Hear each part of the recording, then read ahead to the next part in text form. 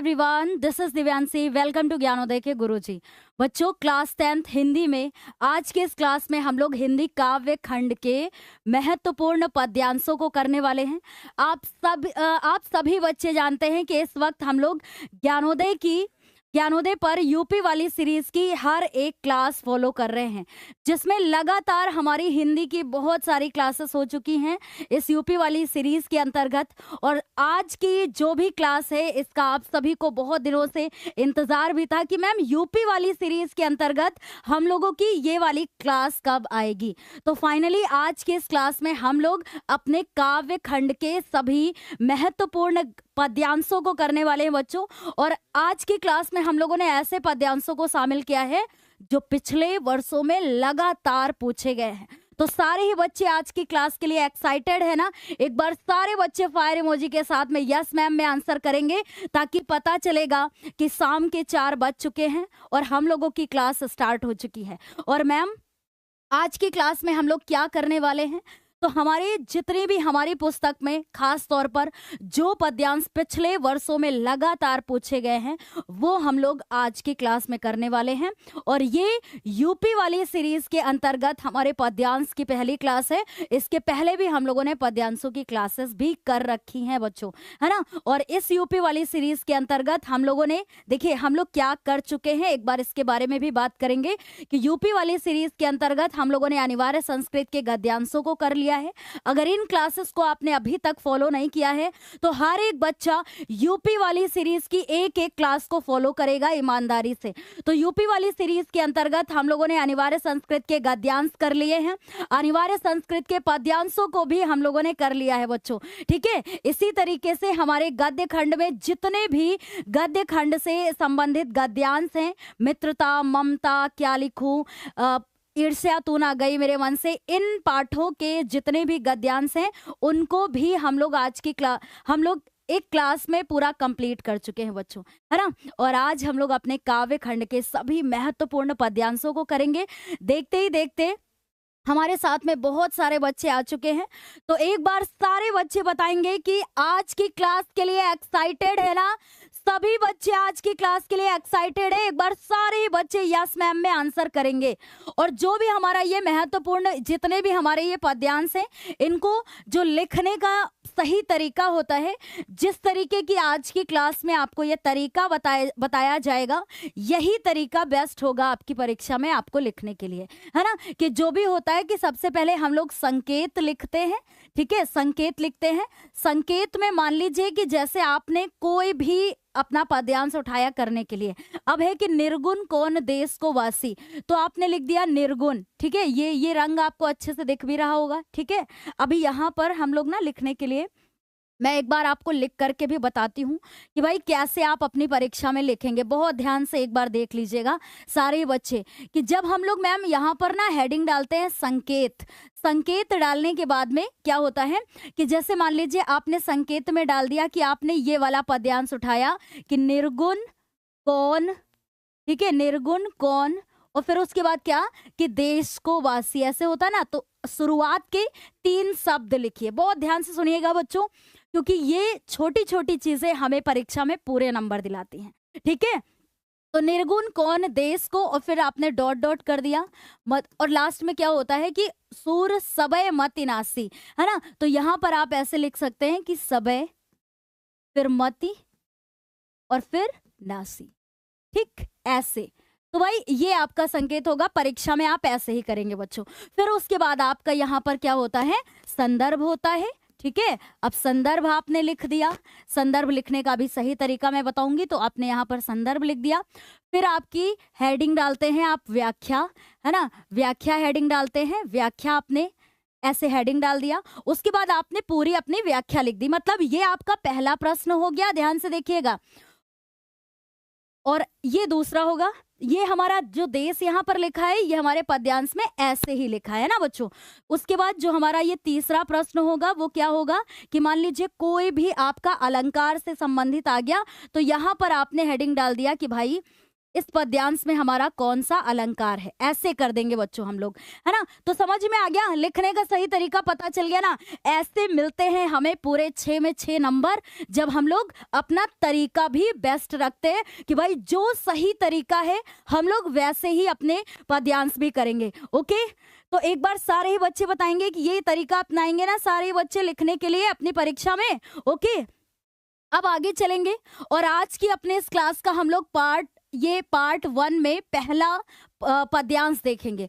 आज जैसे क्लास कर रहे हैं ना हम लोग, वैसे ही कल इसका पार्ट 2 आएगा, अगले दिन इसका पार्ट 3 आएगा। ठीक है, तो 3 पार्ट में हम लोग ये पूरे पद्यांशों को कवर कर लेंगे बच्चों।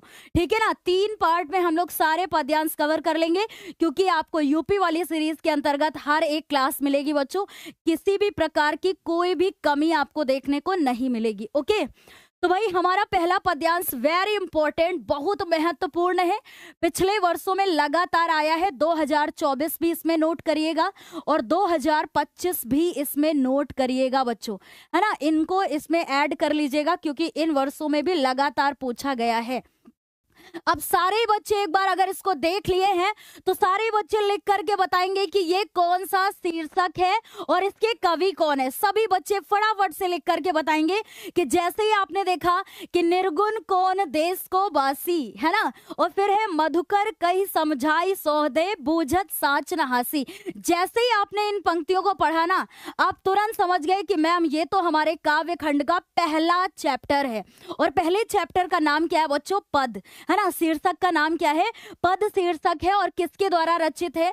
ये किसके द्वारा भाई इसको जो है लिखा गया है? तो हम लोग बोलेंगे कि कवि सूरदास जी के द्वारा रचित है। वेरी गुड, सारे बच्चे लिख करके भी बताने लगे हैं। एक बार मिल करके सारे बच्चे एक बार क्लास को शेयर करेंगे, ठीक है ना। एक बार मिल करके सारे बच्चे क्लास को शेयर करेंगे तो बहुत ही अच्छा लगेगा हम लोग को इस क्लास में इन चीजों को एक्सप्लेन करने में, क्योंकि जानते हैं ये आपकी परीक्षा में कितने नंबर का आता है? 6 नंबर का आता है बच्चों। तो हमारे लिए बहुत इंपॉर्टेंट है ना। अब जैसे ही आपने इसकी पहली पंक्तियां पढ़ी कि निर्गुण कौन देश को वासी, अब देखिए यहाँ स्थिति क्या होती है, मेरी बात बहुत ध्यान से सुनिएगा कि प्रस्तुत पद्यांश में कवि सूरदास जी कहते हैं कि जब श्री कृष्ण गोकुल को छोड़ के मथुरा चले गए हैं और उद्धव जो उनके मित्र होते हैं उनको ये बात पता चलती है कि अरे श्री कृष्ण तो यहाँ चले आए हैं, तो वो दौड़े दौड़े गोकुल जाते हैं वापस और गोपियों से कहते हैं कि श्री कृष्ण की आराधना करना छोड़ो और निर्गुण ब्रह्म की आराधना करना शुरू कर दो। ठीक है, तो यहाँ पर ना गोपियां उद्धव से भ्रमर की अनुयोक्ति में कहती हैं, क्या कहती हैं कि निर्गुण कौन देश को बासी, कि ये निर्गुण ब्रह्म कौन से देश का रहने वाला है। ठीक है, निर्गुण ब्रह्म। अब निर्गुण ब्रह्म जानते हैं क्या होता है? निर्गुण ब्रह्म जिसका कोई रूप रंग आकार प्रकार नहीं होता है ना। तो हम लोग बोलेंगे कि गोपियां उद्धव से कहती हैं कि ये निर्गुण ब्रह्म कौन से देश का रहने वाला है। बासी, बासी का मतलब हो जाएगा निवासी, रहने वाला। ठीक है, वासी का मतलब क्या हो जाएगा? निवासी। एक चीज बताएं आप लोगों को, अगर जितने भी बच्चे इस क्लास को देख रहे हैं ना, और आज की क्लास में अगर हमारे साथ में इन सारे पद्यांशों को आपने ईमानदारी से सुन भी लिया ना बच्चों, तो परीक्षा में अगर इनमें से कोई भी पद्यांश आपकी परीक्षा में आपको देखने को मिल गया तो आप बहुत अच्छे से हर एक इसकी व्याख्या कर पाएंगे बच्चों। केवल सुनने मात्र से ही आप इसको तैयार कर पाएंगे। ओके, अब सुनिएगा बहुत ध्यान से। तो क्या लिखा है कि निर्गुण कौन देश को वासी, तो यहाँ पर बोलेंगे कि प्रस्तुत पद्यांश में गोपियां उद्धव से कहती हैं कि ये निर्गुण ब्रह्म कौन से देश का रहने वाला है। ठीक है, और मधुकर कही समझाई सोहदे, कि मधुकर कही कि हे उद्धव, हे उद्धव, मधुकर किसके लिए प्रयुक्त हुआ है? मधुकर शब्द किसके लिए प्रयुक्त हुआ है बच्चों? तो ये उद्धव के लिए प्रयुक्त हुआ है। मधुकर शब्द उद्धव के लिए प्रयुक्त हुआ है। तो भाई गोपियां कहती हैं कि हे उद्धव, मुझे कहकर समझाइए सोहदय, मैं तुम्हें अपनी सौगंध दे करके पूछती हूँ, मुझे कहकर समझाइए। बूझत साच न हासी, कि मैं बूझत साच, मैं सच सच पूछ रही हूँ, ना हंसी, कोई हंसी या मजाक नहीं कर रही हूँ, मैं सच सच पूछ रही हूँ कि ये निर्गुण ब्रह्म कौन से देश के रहने वाले हैं। ओके, फिर उसके बाद यहाँ पर गोपियां कहती हैं उद्धव से कि को है जनक। जनक का मतलब क्या होता है? पिता। कि भाई ये निर्गुण ब्रह्म के पिता कौन है? को है जननी, और जननी का अर्थ क्या होता है? जननी का अर्थ होता है माता। ठीक है, जननी का अर्थ क्या होता है, माता। तो यहाँ पर गोपियां उद्धव से कहती है कि को है जनक, ये निर्गुण ब्रह्म का पिता कौन है, को कौन है जननी, और निर्गुण ब्रह्म की माता कौन है, कौन नारी, इसकी पत्नी कौन है, को दासी, और इसकी सेविका कौन है। ठीक है, दासी का मतलब क्या हो जाएगा यहाँ पर, सेविका। ठीक है, और नारी मतलब यहाँ क्या हो जाएगा, नारी का मतलब हो जाएगा पत्नी। देखिए कितना आसान है बच्चों, एक बार बस ढंग से सुनना है, परीक्षा में आप व्याख्या कर लेंगे, 2 नंबर आपको ये फ्री के मिल जाएंगे, बिल्कुल, है ना। तो यहाँ पर कहेंगे कि भाई गोपियां उद्धव से कहती है कि ये निर्गुण ब्रह्म के पिता कौन है, माता कौन है, पत्नी कौन है, और इसकी सेविका कौन है। ठीक है, और फिर कहते हैं कैसे बरन, और इसका रंग रूप कैसा है। बरन का अर्थ क्या होगा, रंग रूप, कि भाई ये निर्गुण ब्रह्म का रंग रूप कैसा है, भेष है कैसो, वेशभूषा कैसी है इनकी, यानी पहनावा कैसा है इस निर्गुण ब्रह्म का। ठीक है, कि रस में अभिलाषी, और किस जो है किस रस में ये अभिलाषी, किस रस के ये इच्छुक है, किस चीज में इनको आनंद आता है। ठीक है, तो ये गोपियां पूछती हैं उद्धव से। ओके, और मैं आपको एक चीज और बताऊं बच्चों, आज की क्लास पे हम लोगों ने मोस्टली जो पद्यांशों को शामिल किया है वो हमारे सुमित्रा नंदन पंत जी के पद्यांश हैं और महादेवी वर्मा के पद्यांश देखने को मिलेंगे। ठीक है, और अधिकतर जो है वो सुभद्रा कुमारी चौहान के, जो रानी लक्ष्मी बाई से यानी रानी की समाधि से संबंधित है, उनको हमने शामिल किया है बच्चों। और एक राम नरेश त्रिपाठी का जो आपका चैप्टर है ना, स्वदेश प्रेम, मैंने मोस्टली उनके आज पद्यांश शामिल किए हैं बच्चों। ठीक है, क्योंकि इसके पहले मैंने क्लास जो की है उसमें गोस्वामी तुलसीदास, सूरदास, ठीक है, रस खान, इन सभी के पद्यांशों को मोस्टली हम लोगों ने उस क्लास में किया था। और आप बिल्कुल निश्चिंत रहें बच्चों, आप सोचेंगे मैम वो मुझे क्लास कहाँ मिलेगी, इस यूपी वाली सीरीज के अंतर्गत भी उसको करवाया जाएगा आपको। लेकिन आज जो हमने क्लास में जिनको रखा है ना, वो आगे आपको वही पद्यांश मिलेंगे, और ये ऐसे पद्यांश रहेंगे बच्चों जो आपके 2024 और 2025 बोर्ड परीक्षा में आए हुए हैं। ठीक है, तो उनको मैंने आज की क्लास में शामिल किया है। तो बहुत ध्यान से सुनिएगा कि हम लोग यहाँ बात कर रहे थे कि गोपियां कहती हैं कि ये निर्गुण ब्रह्म का रंग रूप कैसा है, वेशभूषा कैसी है, और ये किस रस के इच्छुक है। ठीक है, पावो, और फिर गोपियां बताए उद्धव से क्या कहती है कि पावो गो पुण्य कियो आपने, है ना, कि अपने किए हुए का फल पा जाओगे, जोरे करे गो गासी। गासी का मतलब होता है छल या कपट, है ना। तो यहाँ पर कहते हैं, गोपियां कहती हैं कि अगर मुझसे जरा सा भी छल या कपट करोगे ना, तो पावो गो पुण्य कियो आपनो, तो अपने किए हुए का फल पा जाओगे। ठीक है, और फिर यहाँ पर है बच्चों की सुनत मौन है रहो बावरो। बावरो मतलब होता है पागलों के समान। ठीक है, बावरो मतलब हो जाएगा पागल। ठीक है, तो यहाँ पर इसका मतलब हो जाएगा कि गोपियां ना उद्धव से जब ये कहती है कि पावो गो पुण्य कियो आपनो, जोरे करो गो गासी, कि अगर मुझसे जरा सा छल या कपट करोगे तो अपने किए हुए का फल पा जाओगे। और फिर जो उद्धव होते हैं ना, सुनत मौन है रहो बावरो, कि वो पागलों की भांति जो है मौन होकर के, शांत होकर के गोपियों की बातों को सुनते हैं। और सूर सबे मत नासी, और सूरदास जी कहते हैं कि अनपढ़ गोपियों के सामने उद्धव की सारी सोचने समझने की शक्ति, यानी जो उसकी मति होती है, मति मतलब जो बुद्धि होता है, जो विवेक होता है, वो क्या हो जाता है, नासी मतलब समाप्त हो जाता है। ठीक है, नासी का मतलब क्या हो जाएगा, समाप्त हो जाना। तो कवि सूरदास जी कहते हैं, ठीक है, कवि सूरदास जी कहते हैं कि अनपढ़ गोपियों की व्यंग भरी बातों को सुन करके जो उद्धव इतने ज्ञानी बनते हैं, है ना, उनकी सोचने समझने की शक्ति क्या हो जाती है, समाप्त हो जाती है बच्चों। ठीक है, तो ऐसे आप यहाँ पर कह सकते हैं भाई, अगर आपकी परीक्षा में आ गया, देखिए कितना आसान है, आराम से कर लेंगे ना, इसकी व्याख्या आराम से कर लेंगे ना। अब हर एक बच्चे के मन में प्रश्न आता है कि मैम अगर ये 6 नंबर का हमारी परीक्षा में आता है तो 6 नंबर से संबंधित कितने प्रश्न आते हैं। तो पहला प्रश्न देखिए कैसे आप आराम से 6 में 6 नंबर मिल सकते हैं। पहला प्रश्न आपका बनेगा कि प्रस्तुत इसका संदर्भ लिखने के लिए, यानी इस पद्यांश का संदर्भ लिखने के लिए। तो आप तो पहचान गए बहुत आराम से कि प्रस्तुत पद्यांश हमारी पाठ्य पुस्तक हिंदी काव्य खंड के पद शीर्षक से लिया गया है, और यह कवि सूरदास जी के द्वारा रचित है। किसके द्वारा लिखा गया है भाई, कवि सूरदास जी के द्वारा क्या है, लिखा गया है। ठीक है, इतना तो कर ही लेंगे आप। 2 नंबर पक्के हो गए। मतलब 6 नंबर के पद्यांश में आपके 2 नंबर पक्के हो गए जब आपने सिर्फ और सिर्फ इतना लिख दिया कि प्रस्तुत पद्यांश हमारी पाठ्य पुस्तक हिंदी काव्य खंड के पद शीर्षक से लिया गया है और यह कवि सूरदास जी के द्वारा रचित है। लिखा गया नहीं लिखेंगे क्योंकि ये काव्य खंड है बच्चों, है ना, तो ऐसे लिखेंगे यह कवि सूरदास जी के द्वारा रचित है। ओके, समझ में आ गया? तो 2 नंबर आपके इतने पक्के। अब व्याख्या में जैसे ही करेंगे, मैं इसको एक बार रिपीट कर देती हूँ, फिर हम लोग आगे चलेंगे, ठीक है।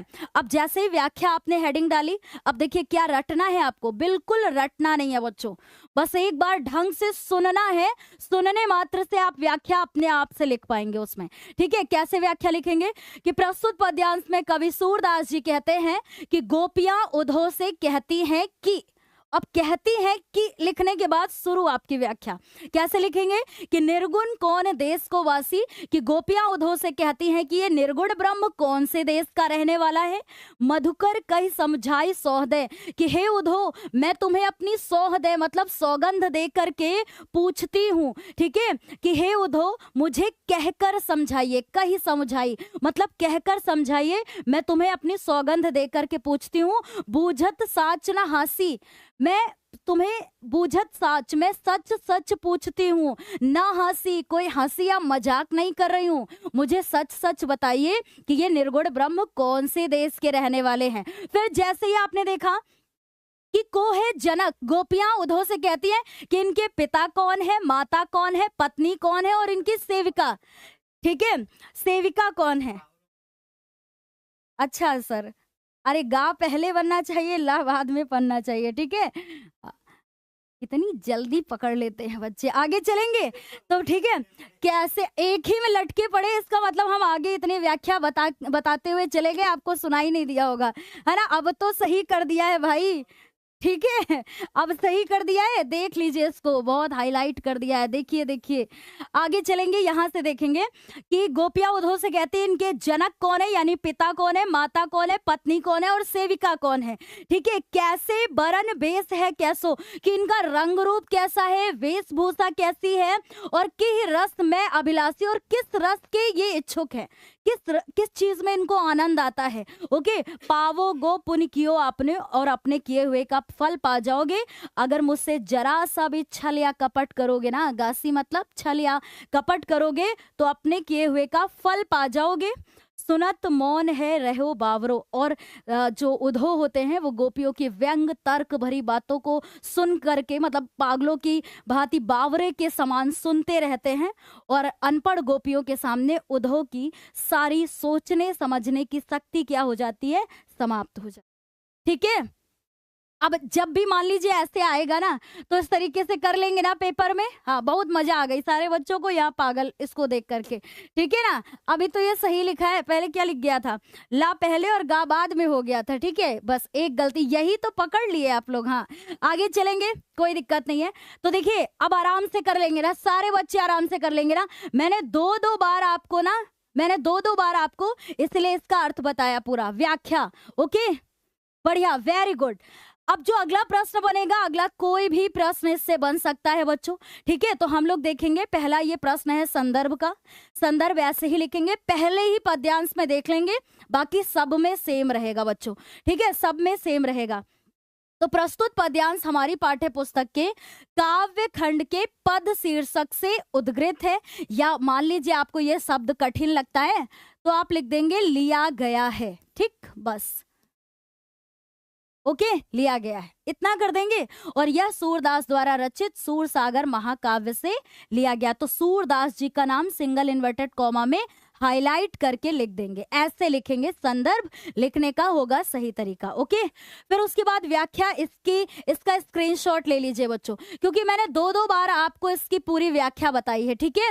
वेरी गुड, जितने बच्चे संदर्भ लिख करके आंसर कर रहे हैं, ओके बहुत बढ़िया। अच्छा, अगला प्रश्न कैसा बन सकता है मैम, तो देखिए अगर 2 प्रश्न छोटे छोटे आएंगे ना, तो एक नंबर का बन जाएगा, यानी टोटल 6 नंबर का, 2 नंबर का संदर्भ, 2 नंबर की व्याख्या और एक नंबर का अन्य प्रश्न, ठीक है। समझ में आ गया ना बच्चों, वेरी गुड, बहुत बढ़िया। अब यहां पर है कि पद्यांश में मधुकर शब्द किसके लिए प्रयुक्त हुआ है। मधुकर शब्द किसके लिए आया है बच्चों? तो पद्यांश में मधुकर शब्द उद्योग के लिए प्रयुक्त है। किसके लिए प्रयुक्त है भाई? उद्योग के लिए। ठीक है, एक प्रश्न ये बन सकता है कि मधुकर शब्द का क्या अर्थ है। तो मधुकर शब्द का अर्थ क्या है? भंवरा। ओके, तो ये ऐसे प्रश्न बन सकते हैं। और मान लीजिए अगर ये दोनों प्रश्न ना आए ना, कोई एक प्रश्न आ गया ना बच्चों, तो वो 2 नंबर का आ जाएगा। ठीक है, 2 नंबर का आ जाएगा। अब हमारी इस क्लास का आता है दूसरा हमारा पद्यांश। ठीक है, अब एक बार सारे बच्चे इसको बताएंगे कि ये कौन से शीर्षक से लिया गया है। ये 2023 बोर्ड परीक्षा में आया हुआ पद्यांश है। ठीक है ना, 2023 वर्ष में आया हुआ है। तो जैसे ही आपने देखा कि विश्वत रेखा का वासी जो जीता है नित हाफ हाफ कर, है ना, रखता है अनुराग अलौकिक वह भी अपनी मातृभूमि पर। बहुत बढ़िया इसकी व्याख्या है बच्चों, एकमात्र सुनने से ही आपको ये पता चल जाएगा। ठीक है ना, मतलब आपको सुनने मात्र से ही बिल्कुल अच्छे से तैयार हो जाएगा। ठीक है, तो जैसे ही आपने देखा कि विश्वत रेखा का वासी जो जीता है नित हाफ हाफ कर। ठीक है, तो यहाँ पर आप पहचान गए कि प्रस्तुत पद्यांश हमारी पाठ्य पुस्तक हिंदी काव्य खंड के कौन सा शीर्षक कौन सा है भाई? ये स्वदेश प्रेम। कौन सा है शीर्षक? सारे बच्चे लिख करके बताएंगे। स्वदेश प्रेम। स्वदेश प्रेम शीर्षक से लिया गया है और यह कवि राम नरेश त्रिपाठी द्वारा रचित है। राम नरेश त्रिपाठी, लिखना सीखिए बच्चों। ठीक है, 2 नंबर यहाँ से आपके बिल्कुल पक्के हो जाएंगे। राम नरेश त्रिपाठी द्वारा रचित है। ओके, इतनी बात समझ में आ गई? Very good. जितने बच्चे पहचान लिए कि मैम ये हमारा, एक बच्चा लिख रहा है माखनलाल चतुर्वेदी, अभी आप बहुत नजदीक आ चुके हैं परीक्षा के। ठीक है, तो आप कम से कम इतना आपको याद होना चाहिए कि जो भी हमारा शीर्षक है तो उनके कवि का नाम क्या है। ठीक है, अगर स्वदेश प्रेम है तो आपको राम नरेश त्रिपाठी का नाम याद आना चाहिए। ठीक है, और जो माखनलाल चतुर्वेदी जी का शीर्षक है ना बच्चों, जो बच्चे माखनलाल चतुर्वेदी लिख रहे हैं वो पुष्प की अभिलाषा शीर्षक है इनका। ठीक है, तो बहुत अच्छे से याद रखिए बच्चों, क्योंकि केवल इसको पहचानना मतलब हमारे पेपर में 2 नंबर पक्के होते हैं, है ना। Very good. जितने बच्चे लिख रहे हैं ना कि प्रस्तुत पद्यांश हमारी पाठ्य पुस्तक हिंदी काव्य खंड के स्वदेश प्रेम नामक शीर्षक से लिया गया है और यह कवि राम नरेश त्रिपाठी जी के द्वारा रचित है, बस इतना लिख देंगे परीक्षा में। ठीक है, अब 2 नंबर आपके पक्के हो गए। अब आपके मन में आएगा मैम 2 नंबर व्याख्या के लिए कैसे करेंगे हम लोग?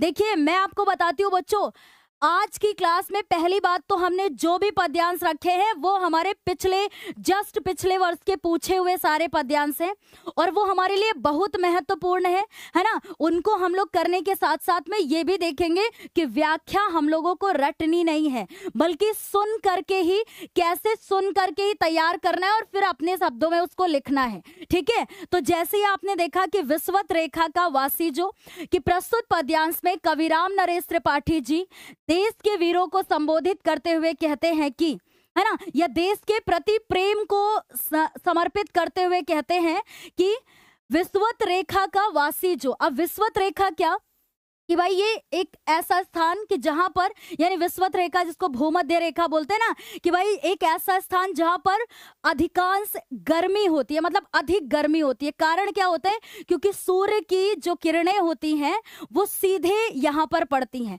जिसके कारण यहाँ पर बहुत अधिक गर्मी होती है बच्चों, है ना। तो यहाँ पर कवि राम नरेश त्रिपाठी जी कहते हैं कि जो विश्वत रेखा का निवासी भी है ना, विश्वत रेखा का वासी, यानी जो विश्वत रेखा का निवासी है, जीता है नित हाफ हाफ कर, वह भी प्रतिदिन हाफ हाफ कर अपना जीवन व्यतीत कर लेता है, लेकिन अपने देश को छोड़ करके अन्यत्र जाने की बिल्कुल भी नहीं सोचता है। ठीक है, तो सोचिए कितने सरल शब्दों में हम लोग व्याख्या कर सकते हैं कि प्रस्तुत पद्यांश में कवि राम नरेश त्रिपाठी जी कहते हैं कि विश्वत रेखा का जो रहने वाला है, यानी विश्वत रेखा का वासी, जो वासी मतलब निवासी, यानी जो विश्वत रेखा का रहने वाला है, जीता है नित हाफ हाफ कर, वो प्रतिदिन हाफ हाफ कर अपने जीवन को व्यतीत कर लेता है, लेकिन अन्यत्र जाकर के बसने की बात भी नहीं सोचता है। इतनी बात समझ में आ गई बच्चों?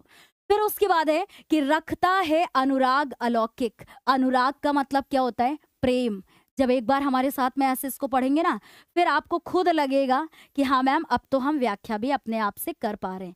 ठीक है, तो जैसे ही आपने देखा कि रखता है अनुराग अलौकिक वह भी अपनी मातृभूमि पर, कि जो विषुवत रेखा का वासी है, जहां इतनी असहनीय गर्मी को वो सहन करते हुए भी उसी स्थान पर रहना पसंद करता है, क्योंकि वह अपनी मातृभूमि से प्रेम करता है, वह उसको छोड़ना नहीं चाहता है। यानी अपने देश के प्रति जो उसका प्रेम है, उसको वो वहां से मतलब हट करके अलग रहने की सोचता तक भी नहीं है। रखता है अनुराग अलौकिक वह भी अपनी मातृभूमि से, क्योंकि वह भी अपनी मातृभूमि से अत्यधिक प्रेम करता है। अलौकिक का अर्थ होता है अत्यधिक, अलौकिक का अर्थ क्या होता है बच्चों?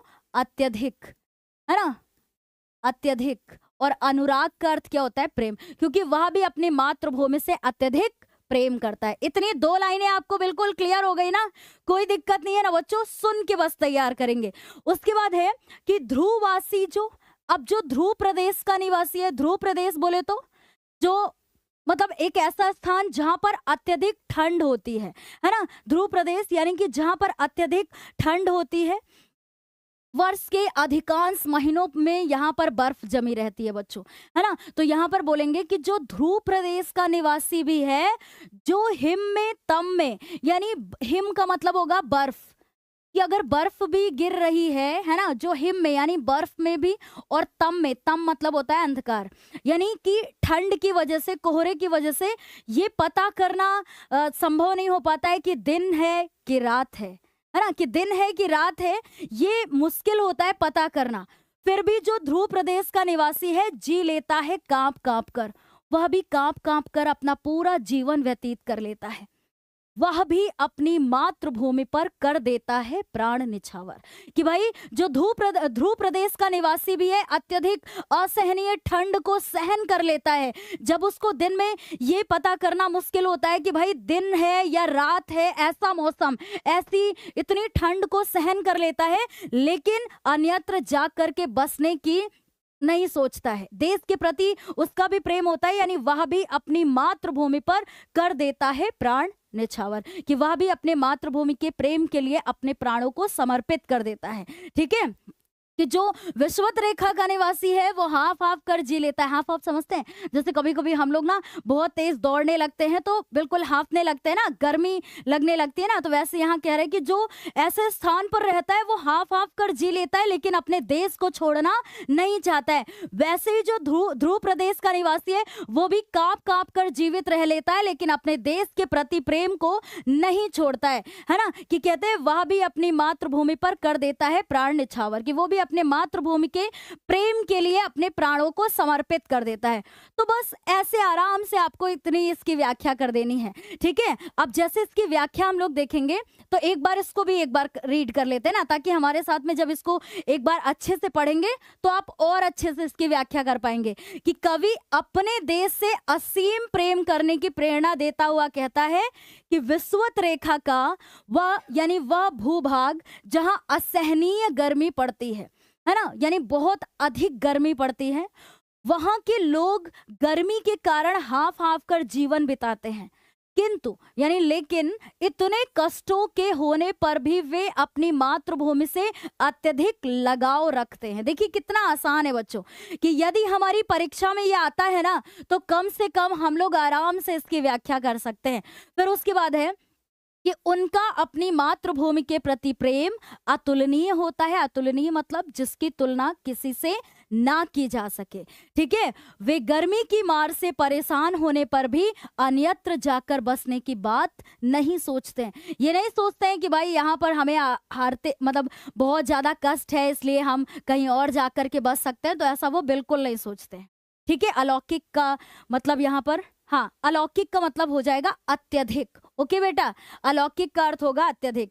इसी प्रकार ध्रुवी प्रदेश में जहां वर्ष के अधिकांश महीनों में बर्फ जमी रहती है तथा भीषण सर्दी के कारण कांपते हुए जीवन व्यतीत करना पड़ता है। ठीक है, सर्दी, कोहरे और धुंध के कारण दिन रात का अंतर करना कठिन हो जाता है। वहां के लोग असहाय शारीरिक कष्ट सहते हुए भी वहीं रहना पसंद करते हैं। ठीक है, कर लेंगे बच्चों, बिल्कुल परीक्षा में ऐसे ही कर लेंगे ना। एक बच्चा कह रहा है कि मैम यहाँ पर ये पद्यांश ही है बेटा। अच्छा, जो गद्यांश है ना वो हिंदी गद्य खंड के गद्यांशों को कराया जा चुका है इसी यूपी वाली सीरीज के अंतर्गत। ओके, वो उसको कराया जा चुका है। अच्छा, एक बहुत महान बच्चा है, वो कह रहा है मैम, ऐसे सोचने वाली जो इमोजी होती है उसको बना करके कह रहा है मैम ये गद्यांश हैं कि पद्यांश हैं। इतने महान महान बच्चे हैं क्लास में, है ना, कि वो कह रहे हैं कि मैम ये गद्यांश है कि पद्यांश है। अरे भाई, जो गद्यांश होता है ना वो इसको अब क्या ही बताएं, है ना। अभी क्लास 10th में आप आ गए हैं और अपनी परीक्षा, 1 महीना भी नहीं बचा है आपकी परीक्षा के लिए, और आपको ये पहचानने में दिक्कत हो रही कि ये गद्यांश है कि पद्यांश है। सारे बच्चे मिलकर के इनको बता दीजिए ये गद्यांश है या पद्यांश है। ठीक है, तो ये जो हमारा ये पद्यांश है ना बच्चों, इसका देखिए हम लोगों ने पहला प्रश्न कर लिया, दूसरा प्रश्न कर लिया, फिर उसके बाद ये तीसरा प्रश्न क्या है कि अनुराग अलौकिक तथा हिम में तम में कौन सा अलंकार है। देखिए, एक प्रश्न जो संदर्भ का आएगा वो 2 नंबर का आएगा, ठीक है ना, और फिर 2 नंबर की आपकी व्याख्या हो जाएगी। 2 नंबर का आपका कोई अन्य प्रश्न आता है तो वो या तो आपके पद्यांश से संबंधित होगा और या तो फिर आपके ना मतलब आपसे अलंकार पूछ लेगा। तो जैसे अलंकार आपसे पूछ लिया तो कितना आसान है बताना कि अनुराग अलौकिक में आ मिल गया है और हिम में तम में देखिए म मिल गया है।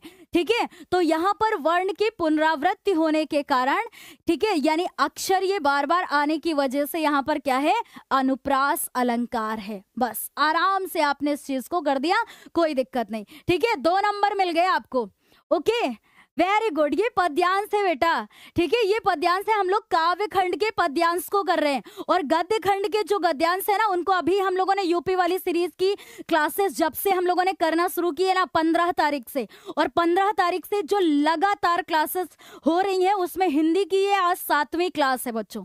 ठीक है, ये हिंदी की 7वीं क्लास है और इसके पहले अगर आपने हिंदी की क्लासेस छोड़ रखी है ना, जिसमें संस्कृत के गद्यांश पद्यांश, गद्य खंड के गद्यांश, जीवन परिचय लेखक और कवि के, और गद्य पद्य साहित्य का इतिहास, ये सारी क्लासेस हम लोग कर चुके हैं और आज अपने काव्य खंड के पद्यांशों को कर रहे हैं। ओके, हाँ सारे ही बच्चे, हाँ बिल्कुल, अभी सबको क्लियर हो गया, कोई दिक्कत नहीं ना। ओके, अब मेरी बात बहुत ध्यान से सुनिएगा।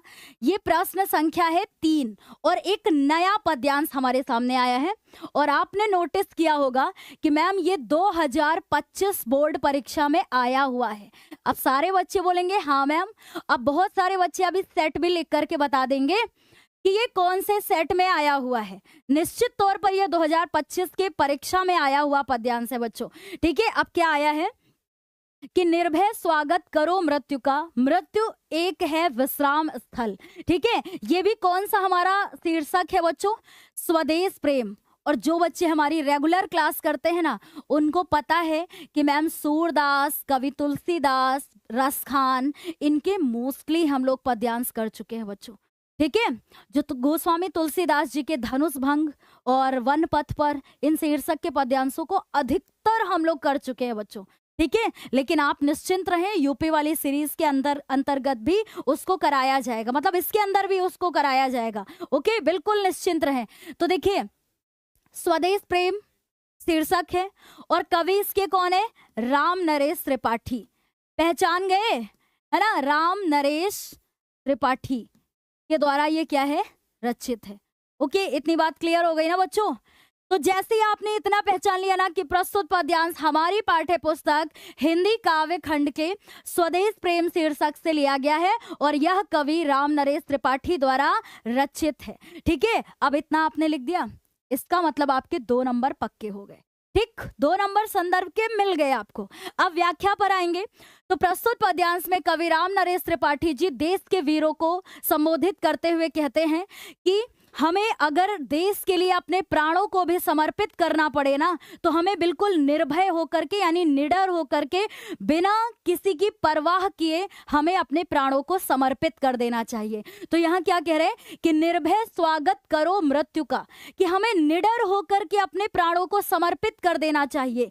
मृत्यु एक है विश्राम स्थल, क्योंकि मृत्यु एक विश्राम स्थल है। ठीक है, तो जब भी व्याख्या करेंगे बच्चों बस ढंग से सुनिएगा, ढंग से सुनिएगा, ठीक है। कि प्रस्तुत पद्यांश में कवि राम नरेश त्रिपाठी जी देश के वीरों को संबोधित करते हुए कहते हैं कि निर्भय स्वागत करो मृत्यु का, कि भाई हमें मृत्यु का निडर होकर के स्वागत करना चाहिए, यानी बिना किसी चीज की परवाह किए, है ना, बिना अपने मतलब प्राणों की परवाह किए हमें मृत्यु का स्वागत करना चाहिए, ठीक है। कि अगर हमें देश के प्रेम के लिए अपना सर्वस्व समर्पित करना पड़े ना, तो हमें बिल्कुल निर्भय होकर करना चाहिए, ठीक है। फिर कहते हैं कि मृत्यु एक है विश्राम स्थल, क्योंकि मृत्यु एक विश्राम स्थल है।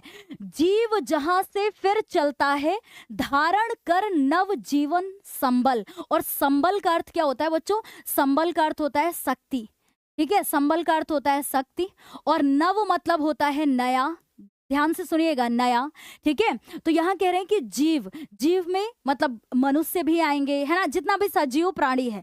तो यहाँ पर कह रहे हैं कि जो जीव जहां से फिर चलता है, यानी जो मनुष्य जहां से फिर से चलता है धारण कर नव जीवन संबल, यानी नए जीवन की शक्ति को प्राप्त करके जहां से जीव पुनः चलता है। यानी मृत्यु एक इस प्रकार का विश्राम स्थल है जहां से मनुष्य एक नए जीवन को धारण करके फिर से वहां से चलता है। ऐसा ही हम लोगों ने स्वदेश प्रेम शीर्षक में सारे पद्यांशों को पढ़ा है, ठीक है। अब आगे क्या है कि मृत्यु एक सरिता है, कि मृत्यु एक सरिता, सरिता का अर्थ क्या होता है बच्चों?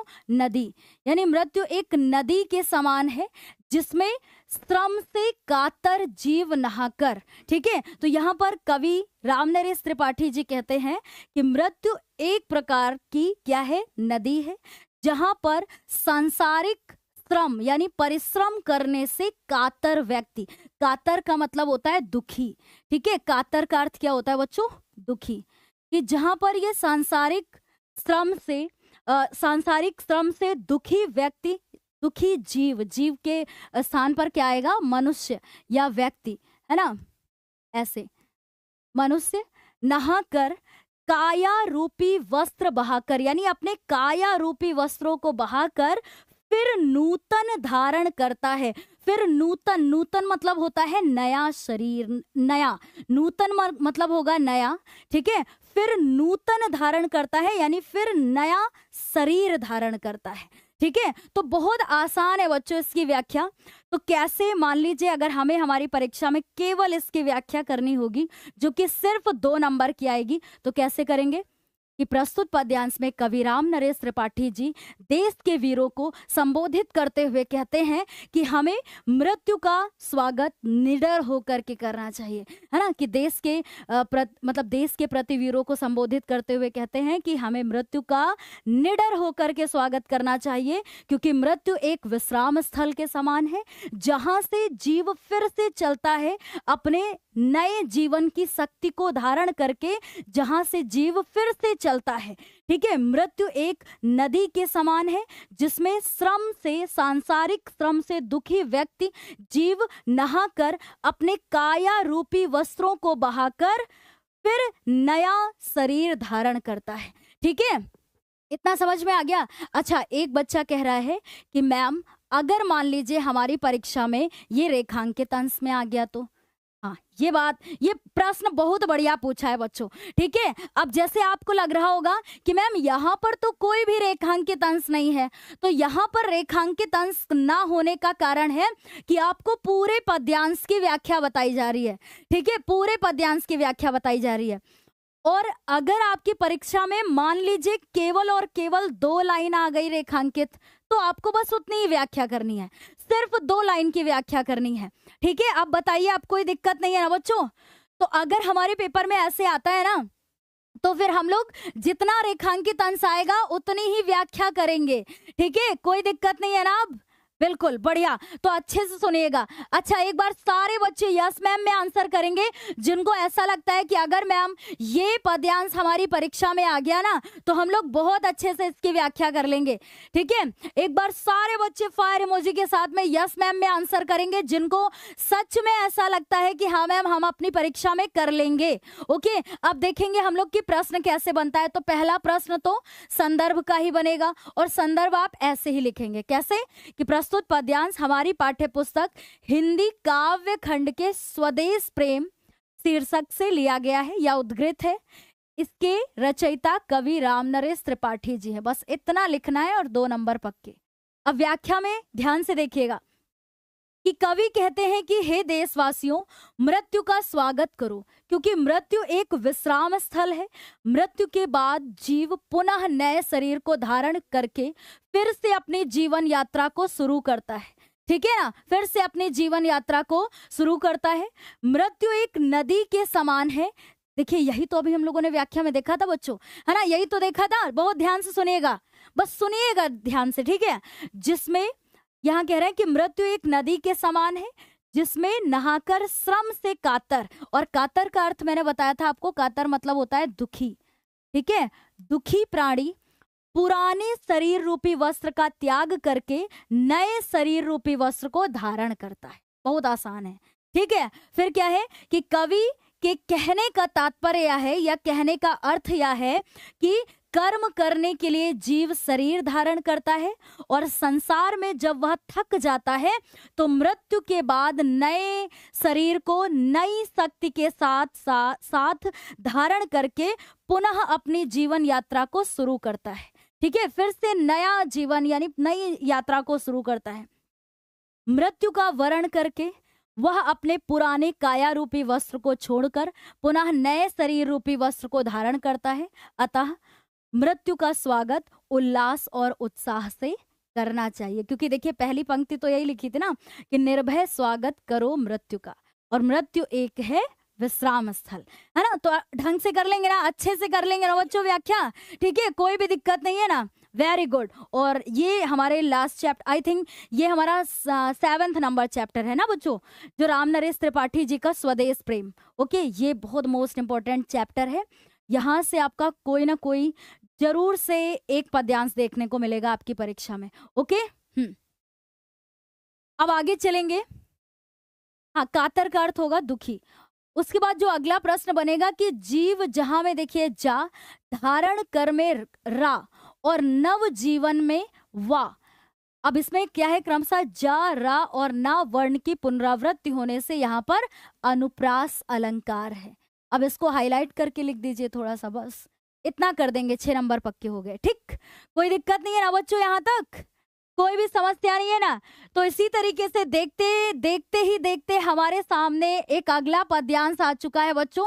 और हिंदी जैसे विषय में अगर आपने खास तौर पर इन सारे गद्यांश और पद्यांश पर भी फोकस कर लिया ना, जो सबसे ज्यादा स्कोरिंग होता है, तो यकीन मानिए आपका हिंदी में बहुत अच्छा स्कोर होगा।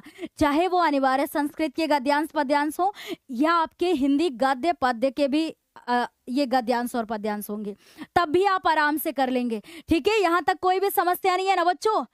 Very good.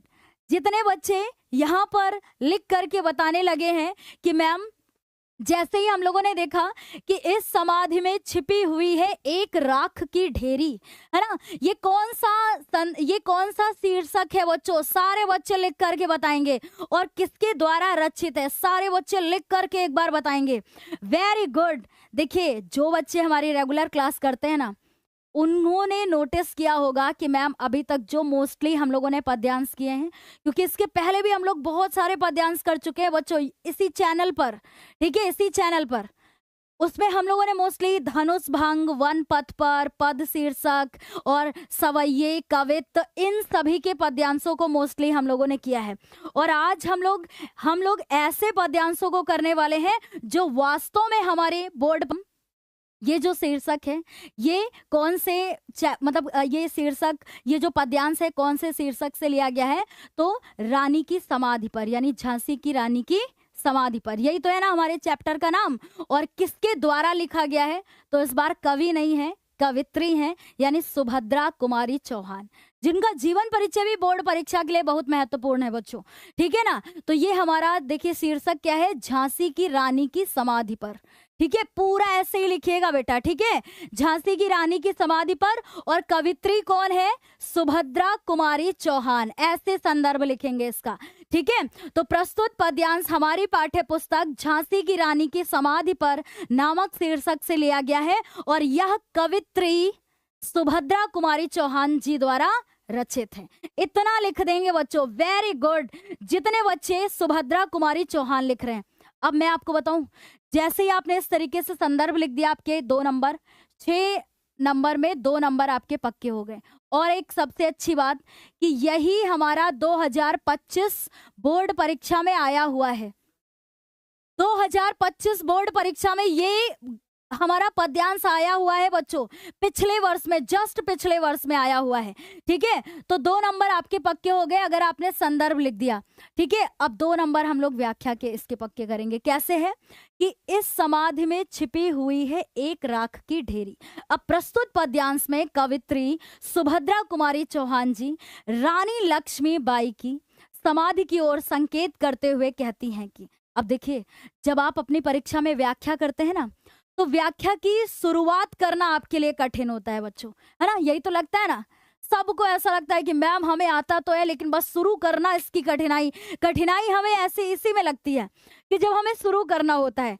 ठीक है ना? अब सुनेंगे ध्यान से, कैसे करेंगे, शुरुआत कैसे करेंगे कि प्रस्तुत पद्यांश में कवित्री सुभद्रा कुमारी चौहान जी रानी लक्ष्मीबाई की समाधि की ओर संकेत करते हुए कहती हैं कि इस समाधि यानी किसकी समाधि? रानी लक्ष्मीबाई की समाधि, है ना? रानी लक्ष्मीबाई की समाधि में छिपी हुई है एक राख की ढेरी, कि रानी लक्ष्मीबाई की समाधि में एक राख की ढेरी छिपी हुई है ना? जलकर जिसने स्वतंत्रता की दिव्य आरती फेरी, कि जिसने स्वयं जल करके स्वतंत्रता देवी की आरती उतारी है, यानी अंग्रेजों से लगातार उन्होंने युद्ध किया है स्वतंत्रता प्राप्ति के लिए। ठीक है, यह समाधि, यह लघु समाधि है। लघु मतलब होता है बच्चों छोटी, है ना? कि प्रस्तुत पद्यांश में सुभद्रा कुमारी चौहान जी कहती हैं कि यह समाधि भले ही दिखने में लघु प्रतीत होती है ना? यह समाधि, यह लघु समाधि है कि यह समाधि भले ही दिखने में लघु प्रतीत होती है झांसी की रानी की। मतलब यहाँ पर ऐसा है कि प्रस्तुत पद्यांश में कवित्री सुभद्रा कुमारी चौहान जी कहती हैं कि यह समाधि भले ही दिखने में छोटी लगती है, रानी लक्ष्मीबाई की यह समाधि भले ही दिखने में छोटी लगती है, लेकिन इसमें इनके द्वारा किए गए साहस पूर्वक कार्य या जो वीरता पूर्वक कार्य हैं, वो सभी कार्य इसमें क्या है? समाहित हैं। तो भले ये देखने में छोटी लगती है ना, लेकिन इसमें इनके वीरता पूर्वक किए गए कार्य क्या है? समाहित हैं। ठीक है, अंतिम लीला स्थली यही है ना? अंतिम लीला स्थली यही है लक्ष्मी मर्दानी की, यानी रानी लक्ष्मीबाई की। ठीक है, मर्दानी का मतलब यहाँ हो जाएगा वीरांगना। ठीक है, वीरांगना। ओके, तो यही रानी लक्ष्मीबाई की जो है क्या है? अंतिम कर्म स्थली है, लीला स्थली। लीला मतलब जानते हैं? लीला मतलब होगा कर्म, है ना? कर्म स्थली, कि जहां पर अंग्रेजों से युद्ध, स्वतंत्रता प्राप्ति के लिए अंग्रेजों से युद्ध करते करते, है ना, जहां पर इन्होंने अपने प्राणों को समर्पित कर दिया था। ठीक है, तो बहुत आसान है बच्चों, अगर इसकी जब व्याख्या हम लोग करना शुरू करेंगे कि प्रस्तुत पद्यांश में कवित्री सुभद्रा कुमारी चौहान जी रानी लक्ष्मीबाई की समाधि की ओर संकेत करते हुए कहती हैं कि इस समाधि में छिपी हुई है एक राख की ढेरी, कि इसी समाधि में रानी लक्ष्मीबाई की एक राख की ढेरी छिपी हुई है ना?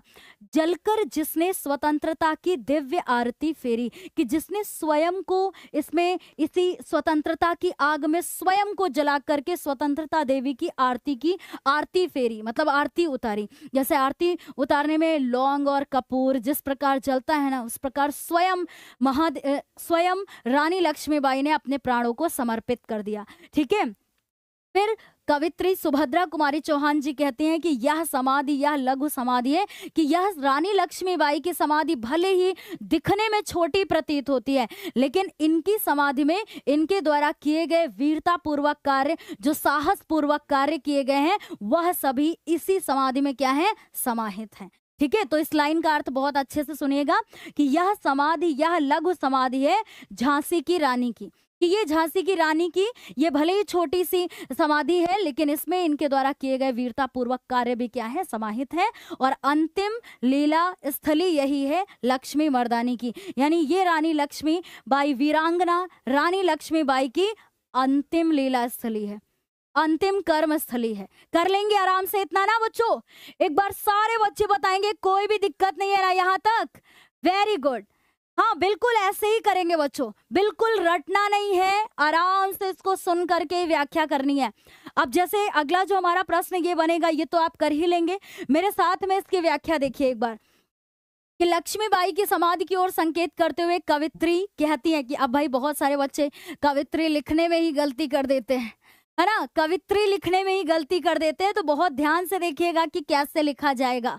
ओके, कि उस समाधि में उस वीरांगना की राख छुपी हुई है जिसने स्वयं जलकर स्वतंत्रता देवी की आरती उतारी थी। अर्थात कहने का मतलब है कि जिस प्रकार आरती उतारने के लिए दीपक या कपूर आदि जलाया जाता है, उसी प्रकार रानी लक्ष्मीबाई ने आरती के रूप में स्वयं को प्रस्तुत कर दिया था। ठीक है, और फिर कवित्री कहती है कि यह समाधि स्थल भले ही छोटा है, किंतु यह रानी लक्ष्मीबाई के साहस एवं वीरता पूर्ण बड़े बड़े कारनामों की यादों को अपने अंदर समेटे हुए है, मतलब उसमें समाहित किया हुआ है उसने। ठीक है, और यह स्थली झांसी की रानी की अंतिम लीला स्थली है, मतलब कर्म स्थली है। उस वीर महिला ने वीरता एवं साहस से युद्ध करते हुए अंग्रेजों के विरुद्ध अपना आखिरी युद्ध लड़ा था, और इस महान महिला को यही वीरगति प्राप्त हुई थी। ठीक है, आराम से कर लेंगे ना बच्चों इतनी व्याख्या? ओके, हाँ लीला स्थली यानी कर्म स्थली लिखेंगे बच्चों उसको।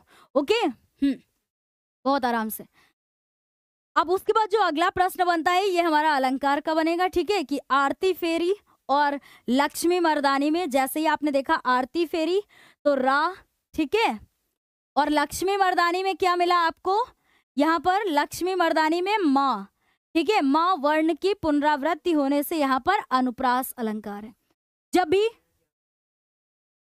भी ये पेपर में प्रश्न आएगा ना कि प्रस्तुत पद्यांश में कौन सा अलंकार है, तो आपको केवल अलंकार पहचानना है। बहुत सारे बच्चे सोचते हैं कि मैम अनुप्रास अलंकार तो हमारे सिलेबस में नहीं है, आपको पहचानने के लिए आएगा ना। 9th क्लास में तो पढ़े हैं अनुप्रास अलंकार, 9th क्लास के सिलेबस में अनुप्रास अलंकार है, तो आपने ऐसा नहीं है कि आपने पढ़ा नहीं है। तो अगर पद्यांश में आता है बच्चों तो आप अनुप्रास अलंकार कर सकते हैं। ठीक है, कोई भी दिक्कत नहीं है इसमें। वेरी गुड, बहुत बढ़िया, इतनी बात समझ में आ गई? कोई दिक्कत नहीं है ना? वेरी गुड, बहुत बढ़िया। अब आगे चलेंगे, उसके बाद ये वाला पद्यांश भी पहचानेंगे कि कौन से शीर्षक से है। अच्छा, इस वर्ष मैंने ये भी नोटिस किया बच्चों कि जब 2025 बोर्ड परीक्षा में आपके ये पद्यांश आए थे ना, मोस्टली जानते हैं किससे आए थे? झांसी की रानी की समाधि पर। और आज की क्लास को जिसने ईमानदारी से देख लिया ना, वो सभी को ना, ये अगर पिछले वर्ष में यानी 2025 में ये आया हुआ है, ये वाला एग्जैक्ट नहीं आया है, लेकिन हाँ ये इसके पहले आया है। ठीक है, 2023 या 22 में आपको ये देखने को मिलेगा। हाँ, तो इसमें क्या लिखा है? ये हाँ पिछले वर्ष में आया हुआ है। तो कह रहे कि यही कहीं पर बिखर गई वह भग्न विजय माला सी। अगले भक्ति शीर्षक के है ना सर, तो यहाँ पर कह रहे हैं कि यही कहीं पर बिखर गई वह भग्न विजय माला सी। जैसे ही आपने इसको पढ़ा आप समझ गए कि मैम ये वाला शीर्षक भी हमारा कौन सा है? झांसी की रानी की समाधि पर, है ना? झांसी की रानी की समाधि पर। ठीक है, लिखना भी सीखिएगा क्योंकि ये छोटी छोटी चीजें हमें पूरा पूरा नंबर दिलाती हैं बच्चों। ठीक है, कि कैसे लिखते हैं, सही तरीका क्या है, और किसके द्वारा रचित है भाई? लिखा किसके द्वारा गया है? तो सुभद्रा कुमारी चौहान जी के द्वारा रचित है। कर लेंगे इतना बच्चों? सारे बच्चे एक बार फटाफट से बताएंगे। Very good. अब जैसे ही आपने पिछले वाले पद्यांश में देखा था कि इस समाधि में छिपी हुई है एक राख की ढेरी, है ना, तुरंत पहचान गए कि हाँ मैम ये झांसी की रानी की समाधि पर नामक शीर्षक से लिया गया है। और जैसे ही आपने इसको देखा कि यहीं कहीं पर बिखर गई वह भग्न विजय माला सी, तो प्रस्तुत पद्यांश में कवित्री झांसी की रानी की समाधि की ओर संकेत करते हुए कहती हैं कि, अब क्या कहती हैं? कि यहीं कहीं पर बिखर गई वह भग्न विजय माला सी। और भग्न का मतलब क्या होता है? टूटी हुई, है ना, कि भग्न विजय माला सी यानी टूटी हुई माला के समान। तो प्रस्तुत पद्यांश में कवित्री सुभद्रा कुमारी चौहान जी रानी लक्ष्मीबाई की समाधि की ओर संकेत करते हुए कहती हैं कि यही कहीं पर बिखर गई वह, यानी रानी लक्ष्मीबाई की समाधि की ओर संकेत करते हुए कहती हैं कि यही कहीं पर बिखर गई वह भग्न विजयमाला सी। भग्न विजयमाला सी मतलब टूटी हुई माला के समान। ओके फिर उसके बाद कह रहे हैं उसके फूल यहाँ संचित हैं और उसकी फूल रूपी अस्थियां, फूल मतलब क्या हो जाएगा यहाँ पर, अस्थियां, ठीक है, अस्थियां। तो कह रहे हैं कि उनके फूल रूपी अस्थियां यहीं पर समाहित है। यह है स्मृति सालासी, कि यह एक स्मृति चिन्ह के समान है कि आने वाले समय में जब लोग इनकी गाथाओं को, इनके गौरव गरिमा को जब पढ़ेंगे, देखेंगे, जानेंगे, सुनेंगे, है ना, तो यह उनके लिए एक स्मृति चिन्ह के समान होगी, ठीक है। और फिर सहे वार पर वार अंत तक कि रानी लक्ष्मीबाई ने अंत अंग्रेजों से युद्ध करते हुए अंत तक उन्होंने वार पर वार सहन किए, लड़ी वीर बालासी और वीरांगना के समान उन्होंने अंग्रेजों से युद्ध किया। ऐसे बोलते ना कि ऐसे बुंदेले हर बोले के मुख हमने सुनी कहानी थी और खूब लड़ी मर्दानी वह तो झांसी वाली रानी थी। ये पद्यांश भी है बच्चों कि बुंदेले हर बोलो के मुख हमने सुनी कहानी थी और खूब लड़ी मर्दानी वह तो झांसी वाली रानी थी, है ना। ये हमारे क्लास 10 के मोस्ट इंपॉर्टेंट पद्यांश है। यहाँ से आपके परीक्षा में आने के पूरे चांस बनते हैं बच्चों। तो जैसे ही आपने देखा कि सहे वार पर वार अंत तक कि रानी लक्ष्मीबाई ने अंग्रेजों से युद्ध करते हुए अंत तक उन्होंने वार पर वार सहन किए। आहुति सी गिर चढ़ी चिता पर चमक उठी ज्वाला सी, कि वह आहुति के समान चिता पर चढ़ी, है ना, और चमक उठी ज्वाला सी, और ज्वाला के समान चमक उठी, ठीक है। अब देखिए एक तो यहाँ पर उपमा अलंकार है, विजयमाला सी उपमा अलंकार, स्मृति साला सी उपमा अलंकार, बाला उपमा अलंकार, ज्वाला सी उपमा अलंकार, ठीक है ना। अब ये 2025 बोर्ड परीक्षा में आया है और 2025 में ये आया था पद्यांश, तो उसमें यही पूछ लिया कि चमक उठी ज्वाला सी प्रस्तुत पंक्ति में कौन सा अलंकार है। तो जैसे ही आपने देखा ज्वाला सी, बाला सी, स्मृति साला सी, विजयमाला सी, है ना, तो सा सी सम सरी समान, ये अगर हमें वाचक शब्द दिख जाते हैं तो वहां पर कौन सा अलंकार होता है बच्चों, वेरी गुड, वहां पर कौन सा अलंकार होता है बच्चों, उपमा अलंकार होता है। इतनी बात समझ में आ गई, कोई भी दिक्कत नहीं है ना, बहुत बढ़िया बच्चों, बहुत अच्छे से। और मैं आपको बताऊं, जब हमारे द्वारा सूरदास के पद और गोस्वामी तुलसीदास जी के धनुष भंग वन पद पर शीर्षक के ये पद्यांश कराए जाते हैं तब तो आपको बहुत मजा आती है। लेकिन मैं सच बताऊं, आज की क्लास में मैंने जो ये पद्यांश रखे हैं ना, इन पर आपका बराबर फोकस होना चाहिए बच्चों, क्योंकि ये हमारी परीक्षा के लिए मोस्ट इंपॉर्टेंट है ना। सुभद्रा कुमारी चौहान जी के पद्यांश और राम नरेश त्रिपाठी जी के पद्यांश क्लास 10th में आपके 18 फरवरी 2026 परीक्षा में कोई ना कोई पद्यांश देखने को मिल सकता है। क्योंकि इस बार अगर हिंदी का पेपर थोड़ा भी अलग आ गया ना, तो जो भी हमारे ज्ञानोदय के विद्यार्थी हैं उनको एक भी प्रश्न अलग से नहीं मिलेगा। तो हम लोग इस तरीके से मेहनत करेंगे, हर एक रेगुलर क्लास ऐसी करेंगे कि इस तरीके से प्रैक्टिस करेंगे कि मैम कब हमारे बहुत सारे प्रश्न तैयार हो जाएंगे हमें खुद नहीं पता चलेगा। तो आज जो क्लास हम लोग कर रहे हैं अपने पद्यांश की, तो ये पार्ट 1 है। कल आपको 4 बजे इसका पार्ट 2 मिलेगा और फिर शनिवार को 4 बजे आपको इसका पार्ट 3 मिलेगा। यानी लगातार 3 दिन में 3 पार्ट हम लोग कवर करेंगे, कल शाम को 4 बजे और परसों शाम को 4 बजे, ठीक है ना। तो रेगुलर ये क्लास आपको करना है सारी। ओके इतना समझ में आ गया। परीक्षा में इसकी व्याख्या आएगी तो कर लेंगे ना सारे बच्चे। एक बार सारे बच्चे फायर इमोजी के साथ में यस मैम में आंसर करेंगे, तभी पता चलेगा कि हमारे सारे बच्चे इसकी व्याख्या कर पाएंगे।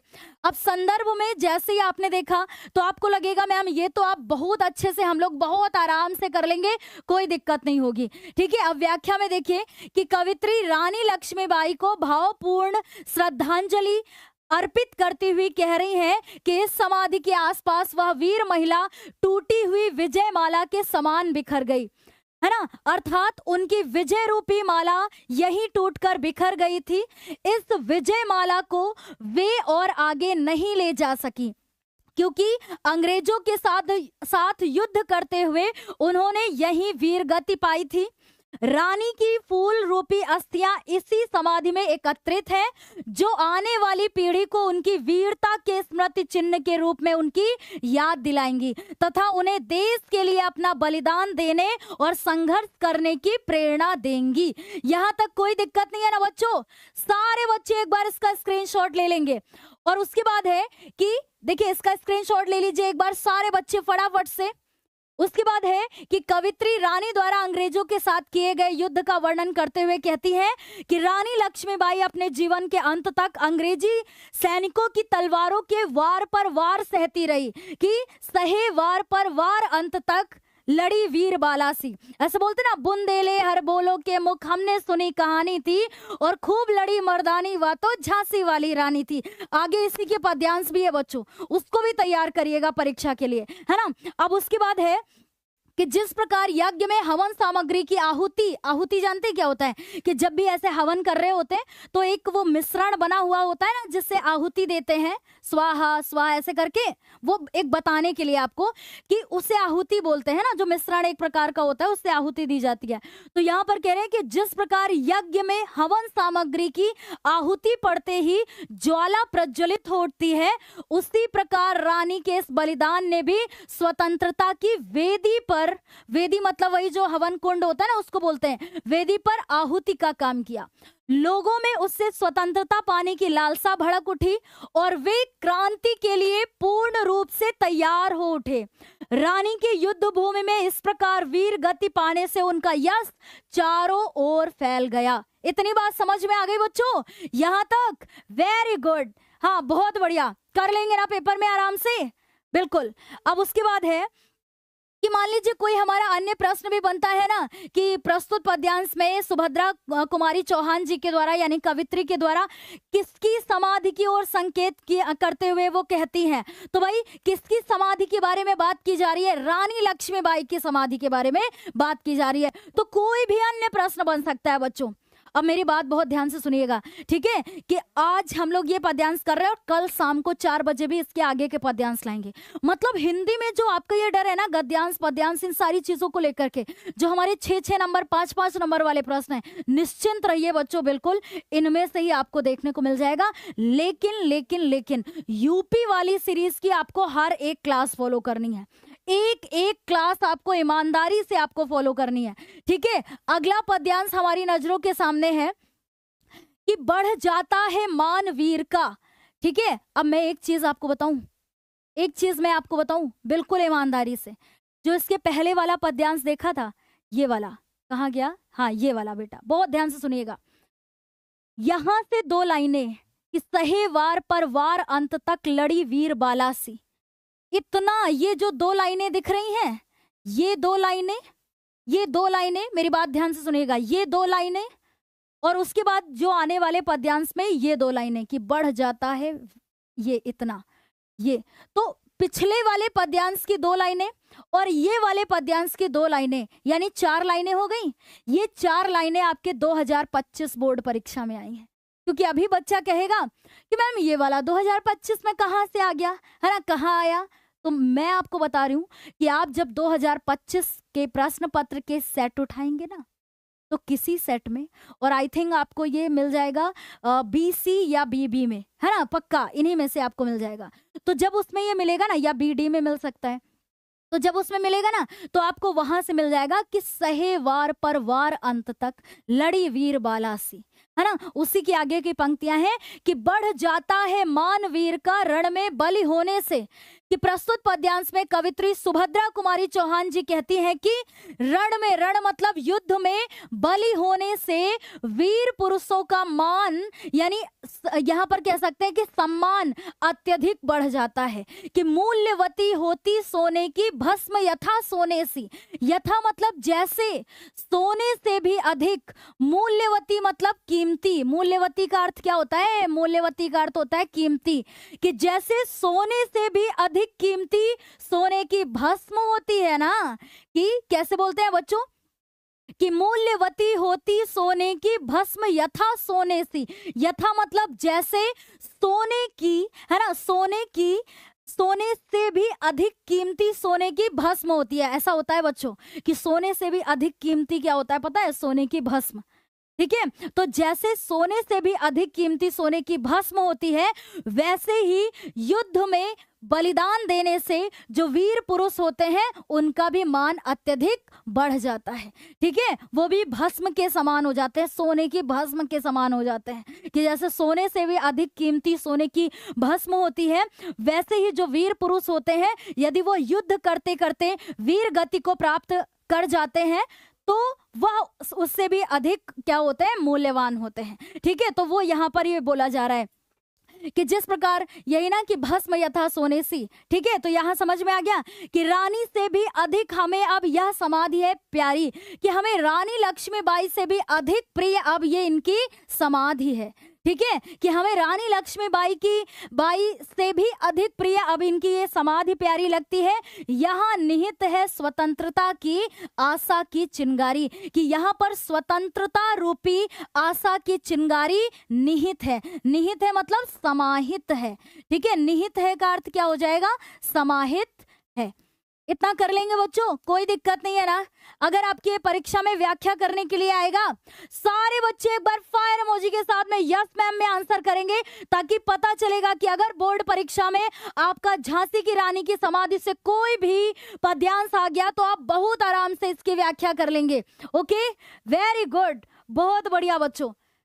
हाँ, एक बच्चा लिख करके भी बताने लगा है कि मैम या 801 बीबी सेट में आया हुआ है। वेरी गुड, मैं कह रही थी कि बीबी या बीसी में आपको ये मिल सकता है। और जानते हैं इसकी 2 लाइनें वो पिछले पद्यांश की हैं कि सहे वार पर वार अंत तक लड़ी वीर बालासी, ये मिलेगा आपको वहां से, है ना। तो मैंने बस इसको ऐसे करा दिया कि आधा आपको एक पद्यांश में मिल गया, आधा एक पद्यांश में। हो सकता है इस बार आपको यही पूरा पद्यांश मिल जाए, है ना, यही पूरा पद्यांश मिल जाए तो कर लेंगे ना सारे बच्चे। Very good. तो यहाँ पर कहते हैं संदर्भ तो यही कर लेंगे। ये लाइन मुझे बहुत अच्छी लगती है बच्चों कि युद्ध भूमि से पलायन कायरों की निशानी है। युद्ध भूमि से पलायन कायरों की निशानी है, तथा युद्ध करते हुए वीर गति पाना वीरों की निशानी है ना। कि पलायन करना मतलब होगा कि भाई वहां से निकल जाना, भाग जाना, है ना। तो युद्ध भूमि से पलायन कर लेना कायरों की निशानी है, तथा युद्ध करते हुए वीर गति पाना वीरों की निशानी है। और कवित्री इन पंक्तियों में कह रही है कि स्वतंत्रता की रक्षा करते हुए वीर गति पाने से वीरों का मान बढ़ जाता है, कि जैसे सोने से भी अधिक कीमती सोने की भस्म होती है ना। फिर कह रहे हैं कि रानी लक्ष्मीबाई ने भी अंग्रेजों से युद्ध करते हुए वीर गति पाई थी, इसीलिए उनका मान भी ऐसे बढ़ गया जैसे सोने से भी अधिक मूल्यवान उसकी भस्म होती है।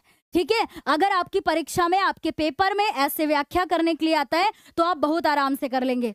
वेरी गुड, बहुत बढ़िया। अब उत्साह बढ़ गया है हमारे सारे बच्चों का। ठीक है, अब इसके आगे व्याख्या है, इसका भी स्क्रीनशॉट ले लेंगे एक बार आप लोग। कि रानी ने भी अपना बलिदान देकर हम भारतीयों में स्वतंत्रता की ज्योति जलाई है, इसीलिए उनकी यह समाधि हमें बहुत प्रिय है ना। इस समाधि में स्वतंत्रता रूपी आशा की चिंगारी छिपी हुई है, जो अग्नि के रूप में फैलकर हम भारतीयों के भविष्य में अन्य किसी की दास्तां से मुक्त होने के लिए प्रेरित करती है। ठीक है, प्रेरित करती रहेगी। और यह समाधि हम भारतीयों के अंदर की स्वतंत्रता की ज्योति को भी बुझने नहीं देगी, तथा आजादी ना मिलने तक हमें निरंतर इसके लिए संघर्ष करने की प्रेरणा प्रदान करती रहेगी। अब आपको लगता होगा कि मैम यहाँ तो कोई भी रेखांकित अंश नहीं था, लेकिन अगर हमारी परीक्षा में 4 पंक्तियां हैं बच्चों, 4 में से अगर 2 पंक्तियां भी रेखांकित आती हैं तो सिर्फ 2 पंक्तियों की व्याख्या करनी होगी। यहाँ पर हम लोगों ने देखा कि मैम कोई रेखांकित अंश नहीं था, इसका मतलब हम लोगों ने पूरे पद्यांश की व्याख्या की। ठीक, अब एक अगला प्रश्न बनेगा कि आशा की चिंगारी में आशा रूपी चिंगारी की बात की गई है, जिस कारण यहाँ पर रूपक अलंकार है। ओके, कोई दिक्कत नहीं है ना, आराम से कर लेंगे सारे बच्चे। वेरी गुड, बहुत बढ़िया। अब आगे है यहाँ पर, ठीक है, अगला पद्यांश कौन सा है मैम? ये वाला भी झांसी की रानी की समाधि पर है, बिल्कुल, क्योंकि ये इस बार हमने पता है सारे सेट में लगातार देखा कि ये ऐसा सेट है बच्चों कि जिसमें झांसी की रानी की समाधि से संबंधित बहुत सारे पद्यांश आए हुए हैं। है ना, बहुत सारे पद्यांश आए हुए हैं। तो जैसे आपने देखा कि इससे भी सुंदर समाधियां हम जग में है पाते, कि भाई रानी लक्ष्मी। अब ऐसे करेंगे कि 6 नंबर का हमारे पेपर में आता है, बहुत ध्यान से सुनेंगे सारे बच्चे, कि हमारी परीक्षा में ये आता है मैम 6 नंबर का। 6 नंबर में 2 नंबर हम लोग पक्के कर लेंगे जब ऐसे लिख देंगे कि प्रस्तुत पद्यांश हमारी पाठ्य पुस्तक हिंदी काव्य खंड के झांसी की रानी की समाधि पर नामक शीर्षक से लिया गया है और यह कवित्री सुभद्रा कुमारी चौहान जी के द्वारा रचित है। 2 नंबर पक्के हो गए। अब 2 नंबर व्याख्या के कैसे मिलते हैं, तो शुरुआत कैसे करेंगे कि प्रस्तुत पद्यांश में कवित्री सुभद्रा कुमारी चौहान जी कहती हैं कि इससे भी सुंदर समाधियां हम जग में है पाते, कि इससे भी मतलब रानी लक्ष्मीबाई की समाधियों से भी सुंदर समाधियां हमें संसार में देखने को मिलती हैं। तो कवित्री कहती हैं कि ये जो रानी लक्ष्मीबाई की समाधि है ना, इससे भी सुंदर समाधियां हमें संसार में देखने को मिलती हैं, लेकिन उनकी गाथा पर निशीथ में क्षुद्र जंतु ही गाते। लेकिन उनकी जो गौरव गाथा है वो निशीथ में मतलब रात के समय, ठीक है, रात में, निशीथ में मतलब रात में। और बहुत ध्यान से इसको नोट करिएगा, ये 2025 के बोर्ड परीक्षा में आया हुआ है। 2025 की बोर्ड परीक्षा में आया हुआ पद्यांश है कि यहाँ कह रहे हैं कि उनकी गाथा पर रात के समय क्षुद्र जीव जंतु ही गाते हैं। ठीक है, क्षुद्र जीव जंतु मतलब जो साधारण ये कीड़े मकोड़े होते हैं, जैसे झिंगुर, छिपकली, है ना, और जो भी छोटे छोटे कीड़े मकोड़े होते हैं, उनकी बात हो रही है कि हमें संसार में, ऐसे कहते हैं कि इससे भी सुंदर समाधियां हम जग में है पाते, कि कवित्री सुभद्रा कुमारी चौहान जी कहती हैं कि रानी लक्ष्मीबाई की समाधि से भी सुंदर समाधियां हमें संसार में देखने को मिलती हैं। ठीक है, संसार में देखने को मिलती हैं, लेकिन जो अन्य सुंदर समाधियां हैं उनकी गौरव गाथा को रात के समय केवल क्षुद्र प्राणी ही, जो क्षुद्र जीव जंतु होते हैं, वही गाते हैं। ठीक है, पर कवियों की अमर गिरा में, लेकिन कवियों की अमर गिरा में, गिरा मतलब वाणी में, गिरा मतलब वाणी में, लेकिन कवियों की अमर वाणी में इसकी अमिट कहानी, इसकी कभी ना मिटने वाली कहानी छिपी हुई है।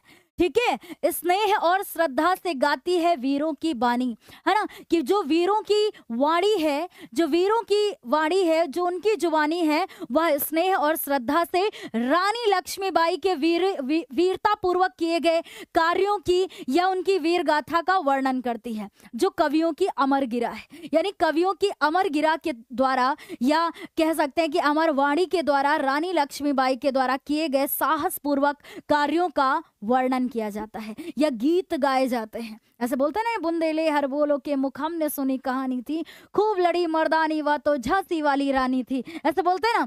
तो इसलिए है, यानी कि अगर हमारे पेपर में ये व्याख्या करने के लिए आता है तो कितना आसान है बच्चों, हम लोग व्याख्या कर लेंगे। कि ऐसे ही एक बार मैं फिर से बताती हूँ कि प्रस्तुत पद्यांश में कवित्री सुभद्रा कुमारी चौहान जी कहती हैं कि इस संसार में हमें रानी लक्ष्मीबाई की समाधि से के अलावा भी बहुत सारी समाधियां देखने को मिलती हैं, लेकिन उनकी जो गौरव गाथा है वो कुछ क्षुद्र जंतु ही गाते हैं, साधारण जंतु ही गाते हैं। लेकिन जो रानी लक्ष्मीबाई की समाधि की गौरव गाथा है ना, यह जो रानी लक्ष्मीबाई के द्वारा किए गए साहस पूर्वक कार्य हैं, उनकी गौरव गाथा को तो कवियों के अमर गिरा में भी, है ना, अमर गिरा यानी अमर वाणी के द्वारा श्रद्धा और स्नेह से गाया जाता है। तो बस इतना व्याख्या कर लेंगे।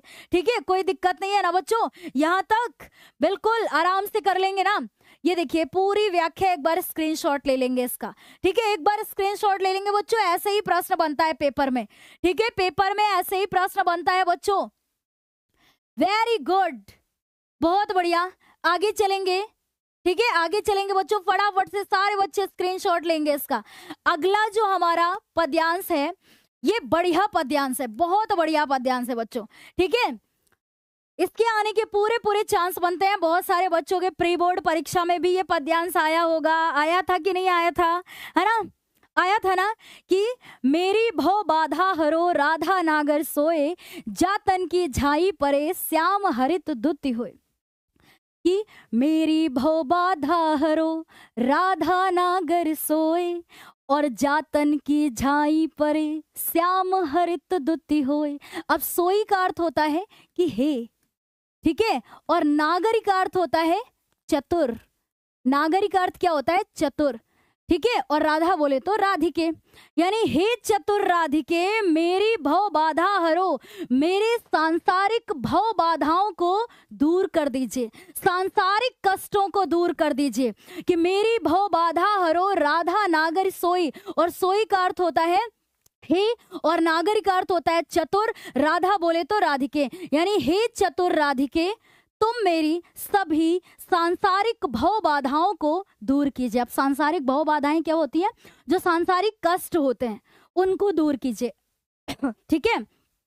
क्योंकि यहाँ पर कह रहे हैं कि जा तन की झाई पड़े, क्योंकि जिसके तन की यानी शरीर की परछाई पड़ने पर श्याम हरित दुति होई, ठीक है। अब श्याम का मतलब यहाँ क्या होगा? श्री कृष्ण, ठीक है। श्याम का अर्थ क्या होगा बच्चों? श्री कृष्ण।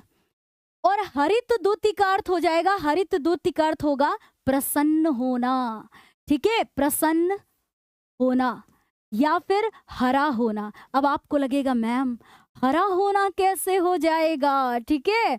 अब आपको लगेगा कि मैम हरा होना कैसा हो जाएगा, तो बहुत ध्यान से सुनिएगा। अब जैसे राधिका जो है, राधा जी हैं, उनके शरीर का रंग कैसा है? तो आप बोलेंगे मैम गौर वर्ण, है ना, गौर वर्ण बोले तो गोरा रंग, ठीक है।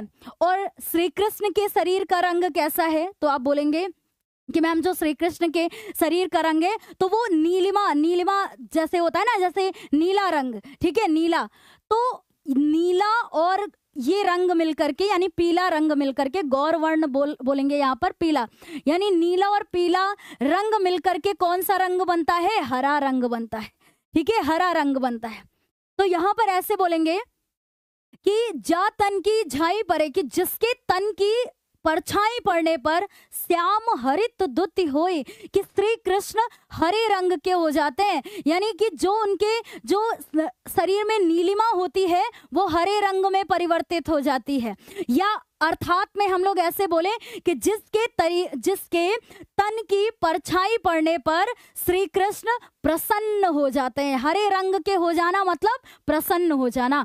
तो अगर आपकी परीक्षा में ये आता है बच्चों ना, तो आप ऐसे ही करेंगे। और वेरी गुड, जितने बच्चे पहचान लिए हैं कि मैम ये भक्ति शीर्षक से लिया गया है और कवि बिहारी लाल जी के द्वारा रचित है, वेरी गुड, ठीक है। तो मैं एक बार इसको रिपीट कर देती हूँ कि मेरी भव बाधा हरो, राधा नागर सोए, कि हे चतुर राधिके आप मेरी सभी सांसारिक भव बाधाओं को, सांसारिक कष्टों को दूर कर दीजिए, है ना, ऐसे बोलते हैं ना कि देख के चरणों की सेवा मुझे श्री राधे, देख के चरणों की सेवा मुझे श्री राधे अपने काबिल बना लीजिए, है ना। बहुत अच्छा लगता है बच्चों। तो इसी तरीके से याद रखना कि हे चतुर राधिके, प्रस्तुत पद्यांश में कवि बिहारी लाल जी कहते हैं कि हे चतुर राधिके तुम मेरी सभी सांसारिक भव बाधाओं को दूर करो, क्योंकि जिसके शरीर की परछाई पड़ने पर श्री कृष्ण हरे रंग के हो जाते हैं, अर्थात श्री कृष्ण प्रसन्न हो जाते हैं, ठीक है। कर लेंगे ना परीक्षा में बच्चों? वेरी गुड, बहुत बढ़िया, वेरी गुड, आराम से कर लेंगे सारे बच्चे, हाँ बहुत बढ़िया, ऐसे ही करेंगे बच्चों, ओके।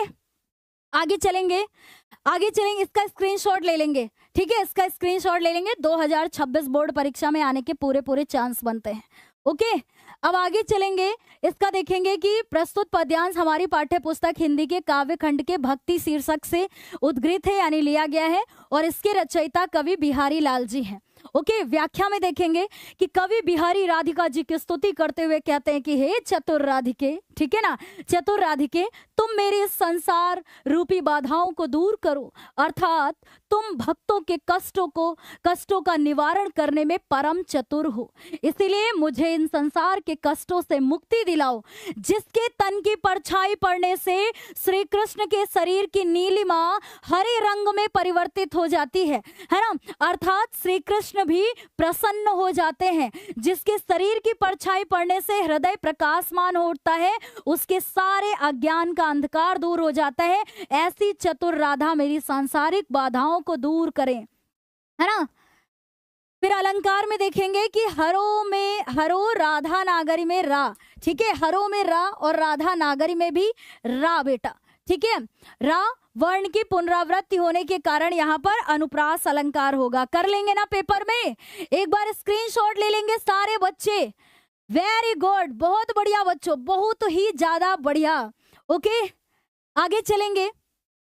अगला पद्यांश कौन सा है कि जप माला छापा तिलक सरे न एको काम, और मन काचे नाचे व्रथा साचे राचे राम। ठीक है, ये भी बहुत इंपॉर्टेंट है। कौन से शीर्षक से लिया गया है? भक्ति शीर्षक से लिया गया है। ठीक है, भक्ति शीर्षक से लिया गया है और कवि बिहारी लाल जी के द्वारा रचित है। ठीक है, बिहारी लाल जी के द्वारा क्या है बच्चों, ये रचित है। कर लेंगे। हाँ, तो याद रखेंगे कि प्रस्तुत पद्यांश हमारी पाठ्य पुस्तक हिंदी काव्य खंड के भक्ति शीर्षक से उद्गृत है और यह कवि बिहारी लाल जी के द्वारा रचित है। वेरी गुड, बहुत बढ़िया। अब आगे चलेंगे, इसमें देखेंगे कि जप माला छापा तिलक कि प्रस्तुत पद्यांश में, अब जैसे आपने संदर्भ लिख लिया, 2 नंबर पक्के हो गए। व्याख्या में कैसे करेंगे?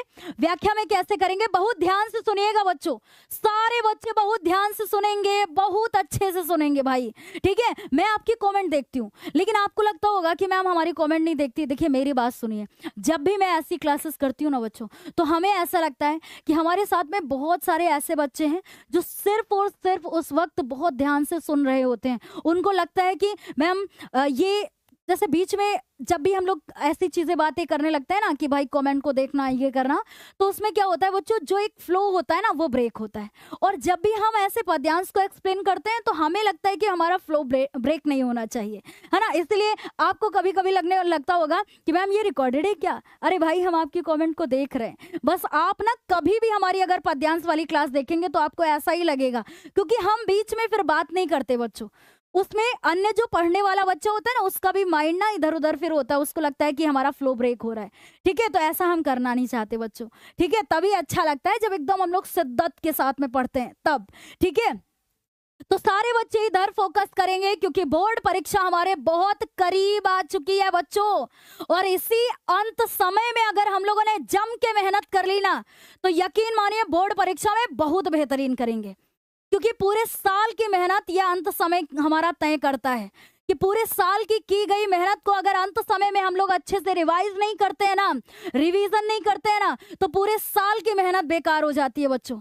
और इस वक्त आपको ये करना है कि जो पूरे साल से पढ़ते हुए आ रहे थे, अंत समय में एक एक चीजों को रिवाइज करना है, रिवीजन करना है, क्योंकि रिवीजन करना हमारे लिए बहुत जरूरी है बच्चों।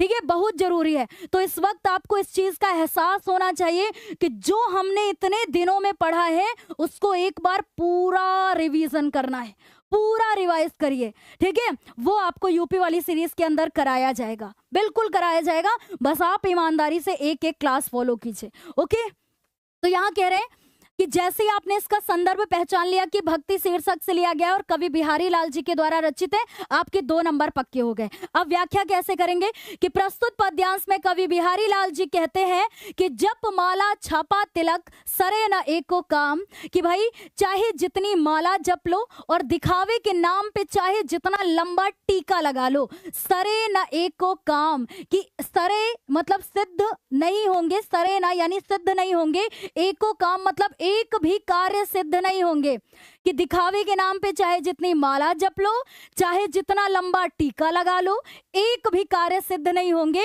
मन काचे नाचे वृथा, कि जब तक आपका कच्चा मन नाचे वृथा, व्यर्थ की बातों में इधर उधर नाचता रहेगा, साचे राचे राम, मतलब सच्चे मन से श्री रामचंद्र जी में अनुरक्त नहीं होगा, है ना, तब तक ऐसे बोलेंगे कि जब तक आपका कच्चा मन व्यर्थ की बातों में इधर उधर भटकता रहेगा, सच्चे मन से ईश्वर की आराधना नहीं करेगा, तब तक आप दिखावे के नाम पर चाहे जितनी माला जप लीजिए, चाहे जितना लंबा टीका लगा लीजिए, सरे न एको काम, एक भी कार्य सिद्ध नहीं होंगे। ठीक है, कि भाई जैसे बहुत लोग ऐसे भक्ति के नाम पर माला भी पहन लिए, टीका लगा लिए, है ना, ऐसा करने से कुछ भी नहीं होता है। जब तक आपका हृदय सच्चे मन से ईश्वर की आराधना साधना नहीं करता है, ईश्वर में अनुरक्त नहीं होता है, तब तक आप दिखावे के नाम पर चाहे जितना लंबा टीका लगा लीजिए, चाहे जितनी माला जप लीजिए, इससे एक भी कार्य सिद्ध नहीं होता है। तो बोलिए, अगर आपकी परीक्षा में आएगा तो आप कर लेंगे ना? सारे बच्चे कर लेंगे ना? हाँ, ये बिल्कुल सही बात है बच्चों कि पूरे साल में आपने जितना पढ़ा है ना, अगर अंत समय में इस वक्त आपने रिवीजन नहीं किया ना, चीजों को रिवाइज नहीं किया ना, तो फिर आपका व्यर्थ होगा ये पढ़ना। क्योंकि पढ़ने से कहीं ज्यादा महत्वपूर्ण हमारे लिए ये होता है कि पूरे साल की गई पढ़ाई को हम परीक्षा से 1 महीना पहले, है ना, 1 महीना पहले उसको क्या करते हैं, मतलब पहले हमें उसको रिवाइज करना होता है, रिवीजन करना होता है, तैयार करना होता है, और वो इस वक्त हम लोग कर रहे हैं। यूपी वाली सीरीज के अंतर्गत आपको ये सारी चीजें कराई जाएंगी। ओके, तो निश्चिंत रहें, बस अच्छे से चीजों को कंप्लीट करते रहें। ओके, तो इसका स्क्रीनशॉट एक बार सारे बच्चे ले लेंगे। आप कैसे संदर्भ तो लिख ही लेंगे, व्याख्या भी वही है जो मैंने आपको 2-2 बार इसका पूरा अर्थ बताया। अब अलंकार में है राचे रामों में रा वर्ण की पुनरावृत्ति होने के कारण यहाँ अनुप्रास अलंकार है। ओके, समझ में आ गया बच्चों? कोई दिक्कत नहीं है ना? Very good. अब आगे चलेंगे, अगला क्या है कि सोहत ओढ़े पीठ पट श्याम सलोने गात और मनो नीलमणि सैल पर आतप पर्यो प्रभात। जैसे ही आपने देखा 2024 बोर्ड परीक्षा में पूछा था, यही उदाहरण दे करके पूछ लिया था कि यहाँ पर कौन सा अलंकार है, तो यहाँ पर हमें बताया गया था कि यहाँ पर होगा बेटा क्या, उत्प्रेक्षा अलंकार। कैसे उत्प्रेक्षा अलंकार होगा कि मनो नील मणि सैल पर आतप पर्यो प्रभात, कि जैसे ही जनु जानो मनु मानो मनोह शब्द देखते हैं ना, वहां पर उत्प्रेक्षा अलंकार हो जाए। ठीक, अब सबसे पहली बात, तो जैसे ही आपने इसको देखा आप पहचान गए कि प्रस्तुत पद्यांश हमारी पाठ्य पुस्तक हिंदी काव्य खंड के भक्ति शीर्षक से लिया गया है और यह कवि बिहारी लाल जी के द्वारा रचित है। वेरी गुड, बहुत बढ़िया। ठीक है ना, बहुत बढ़िया। एक बच्चा कोई प्रश्न कर रहा है, मैं उसको एक बार देख लेती हूँ जरा। मैम कितने पद्यांश करेंगे? देखिए, आज हम लोग पार्ट 1 कर रहे हैं बेटा, कल शाम को 4 बजे पार्ट 2 कर रहे होंगे, परसों शाम को 4 बजे हम लोग इसका पार्ट 3 कर रहे होंगे।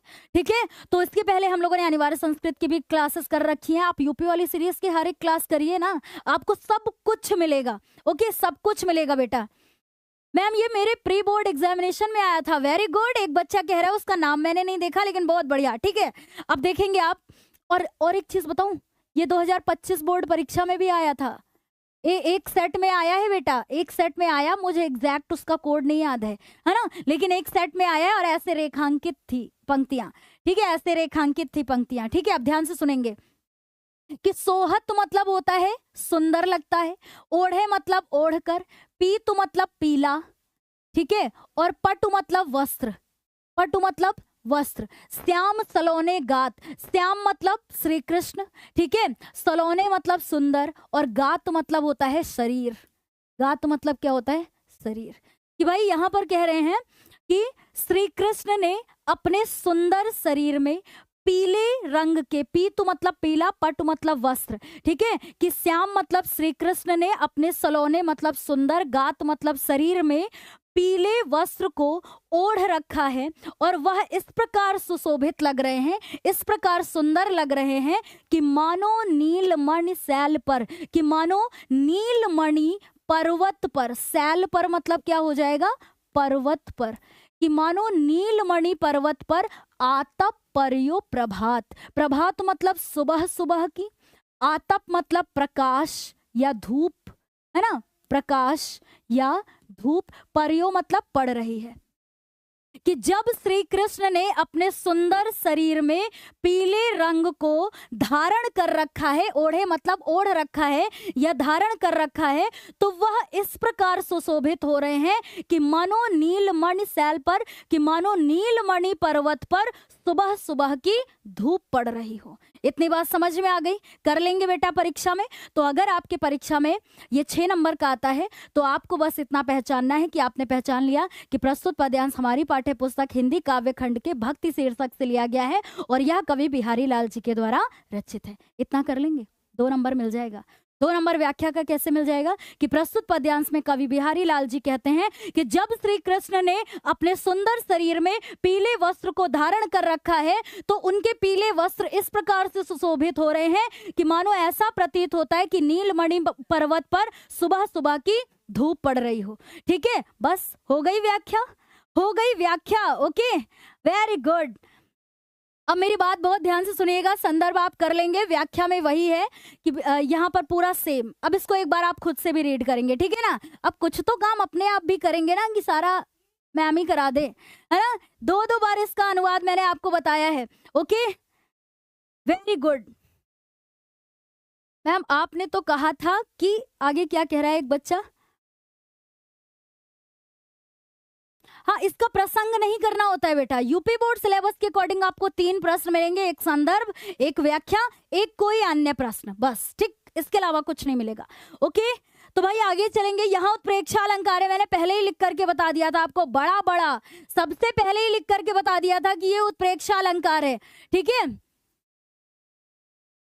हाँ वेरी गुड। अब आगे चलेंगे, अगला प्रश्न है, ये वाला बहुत बढ़िया इसका अर्थ है। जैसे ही आप देखेंगे आपको लगेगा अरे मैम ये तो भक्ति शीर्षक से लिया गया है ना। और भक्ति शीर्षक किसके द्वारा रचित है भाई? भक्ति शीर्षक किसके द्वारा लिखा गया है? बिहारी लाल जी के द्वारा। ठीक है, बिहारी लाल जी के द्वारा रचित है। तो जैसे ही आपने इसको देखा कि या अनुरागी चित्त की गति समझे नहीं कोई, और ज्यो ज्यो बूढ़े श्याम रंग त्यों त्यों उज्जवल होई, है ना। बहुत बढ़िया इसका अर्थ है बच्चों। अगर परीक्षा में आ गया ना 2026 बोर्ड परीक्षा में, जैसे इसके पहले देखा था सोहत ओढ़े पीठ पट 2025 में आया था, है ना, तो ये 2026 में आने के चांस बन सकते हैं भाई। ठीक है ना, तो इसको बहुत अच्छे से एक बार सीख लीजिएगा कि जैसे ही आपने पहचान लिया कि प्रस्तुत पद्यांश हमारी पाठ्य पुस्तक हिंदी काव्य खंड के भक्ति शीर्षक से लिया गया है और यह कवि बिहारी लाल जी के द्वारा रचित है, 2 नंबर आपके पक्के हो गए। अब 2 नंबर व्याख्या के कैसे मिलेंगे कि प्रस्तुत पद्यांश में कवि बिहारी लाल जी कहते हैं कि या मतलब इस या उस, है ना, उस लिखिए या इस लिखिए, हम दोनों लिख दें वरना बच्चे कहेंगे मैम इस लिखे कि उस लिखे, दोनों लिखिए। ठीक है, काव्य सौंदर्य के तत्व वगैरह ये बेटा पहले लिखना होता था 2 साल पहले 10th में, लेकिन अभी जब से ये इसमें चेंजेस हुआ है ना, तो आपको जो भी पद्यांश होंगे ना, जो भी गद्यांश होंगे, 3 प्रश्न देखने को मिलेंगे, एक संदर्भ, एक व्याख्या, एक कोई अन्य प्रश्न में या तो आपको पद्यांश से संबंधित प्रश्न मिलेगा और या तो आपसे अलंकार पूछ लेगा। और आपने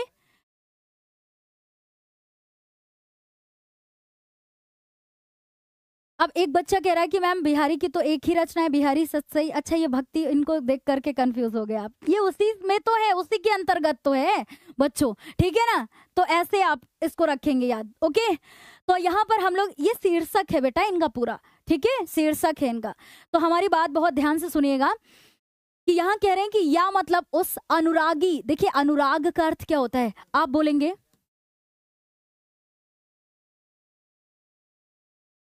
अनुराग मतलब होता है प्रेम, अनुराग मतलब होता है प्रेम। ठीक है, और उसके बाद अनुरागी का अर्थ क्या होगा? अनुरागी का अर्थ हो जाएगा प्रेमी। ठीक है, अनुरागी का अर्थ हो जाएगा प्रेमी। तो मेरी बात बहुत ध्यान से सुनिएगा बच्चों कि या अनुरागी चित्त की, कि उस प्रेमी मन की, चित्त की मतलब मन की, गति मतलब दशा को, समझे मतलब समझता, नहीं मतलब नहीं, कोई मतलब कोई भी, कि उस प्रेमी मन की दशा को कोई नहीं समझ सकता जो श्री कृष्ण की भक्ति में लीन है ना। कि या अनुरागी चित्त की गति समझे नहीं कोई, कि प्रस्तुत पद्यांश में कवि बिहारी लाल जी कहते हैं कि उस अनुरागी, उस प्रेमी मन की दशा को कोई नहीं समझ सकता जो श्री कृष्ण की भक्ति में लीन है। जो जो बूढ़े श्याम रंग, है ना, कि जैसे जैसे वो श्री कृष्ण के रंग में डूबता जाता है, कि जैसे जैसे वो श्री कृष्ण के रंग में डूबता जाता है, त्यों त्यों उज्जवल होई, वैसे वैसे वो प्रकाशित होता जाता है ना। कि भाई ऐसे बोलेंगे कि उस अनुरागी, उस प्रेमी मन की दशा को कोई नहीं समझ सकता है जो श्री कृष्ण के प्रेम में विलीन है। और जैसे जैसे वो श्री कृष्ण के प्रेम में डूबता जाता है, जैसे जैसे वो श्री कृष्ण के प्रेम में डूबता जाता है, वैसे वैसे वो प्रकाशित होता जाता है। तो अगर परीक्षा में आएगा बेटा तो ये आप कर लेंगे। ओके, इसको कर लेंगे ना। तो यहाँ पर हो जाएगा संदर्भ में कि प्रस्तुत पद्यांश हमारी पाठ्य पुस्तक हिंदी के काव्य खंड के भक्ति शीर्षक से उद्गृत है और इसके रचयिता कवि बिहारी लाल जी हैं। व्याख्या में देखेंगे कि कवि का कहना है कि श्री कृष्ण से प्रेम करने वाले मेरे मन की दशा अत्यंत विचित्र है, इसकी दशा को कोई और समझ नहीं सकता। ऐसे तो श्री कृष्ण का वर्ण भी श्याम है ना, कि भाई ऐसे तो श्री कृष्ण का वर्ण, वर्ण मतलब रंग, कि भाई श्री कृष्ण श्याम रंग के हैं, कि कृष्ण तो श्याम है काजल। ध्यान से सुनेगा कि श्री कृष्ण भी सांवले रंग के हैं और सांवला ही रंग का काजल भी है। ऐसे बोलते ना कि ऐसे तो श्री कृष्ण का वर्ण भी श्याम है, यानी कि कृष्ण तो श्याम है काजल, और काजल आंझ के सो गई मीरा, और कृष्ण के नाम को ऐसा रटा कि गोरी से सांवरी हो गई मीरा। कुछ बच्चे हमारे इतना परेशान थे, वो कह रहे मैम आज आप पद्यांश में कुछ गा करके क्यों नहीं सुना रही हैं। वो उनको लत लग चुकी है भाई कि मैम अगर पद्यांश लेकर के आएंगी तो पक्का। लेकिन आज मैं सच बताऊं बच्चों, जो बच्चे रेगुलर ज्ञानोदय की क्लास करते हैं ना, हिंदी में खास तौर पर हमारी क्लास करते हैं ना, मैं सच बताऊं तो जो मैं कुछ पंक्तियां आपको गा करके सुनाती हूँ ना, वो मोस्टली हमें मिलते हैं धनुष भंग शीर्षक में, वन पथ पर, है ना, रसखान जी के, और पद शीर्षक में भी बहुत सारे ऐसे हैं जिनको मैं ऐसे करके बोल करके बताती हूँ। लेकिन आज हम लोगों ने मोस्टली राम नरेश त्रिपाठी यानी स्वदेश प्रेम के शीर्षक को किया। मोस्टली हम लोगों ने सुभद्रा कुमारी चौहान जी के द्वारा रचित झांसी की रानी की समाधि पर इनके पद्यांशों को किया। लेकिन बच्चों आज की क्लास के जो पद्यांश थे ना, भले ही आपको इंटरेस्टिंग नहीं लगे होंगे इतना, लेकिन ये हमारी परीक्षा के लिए बहुत महत्वपूर्ण है बच्चों।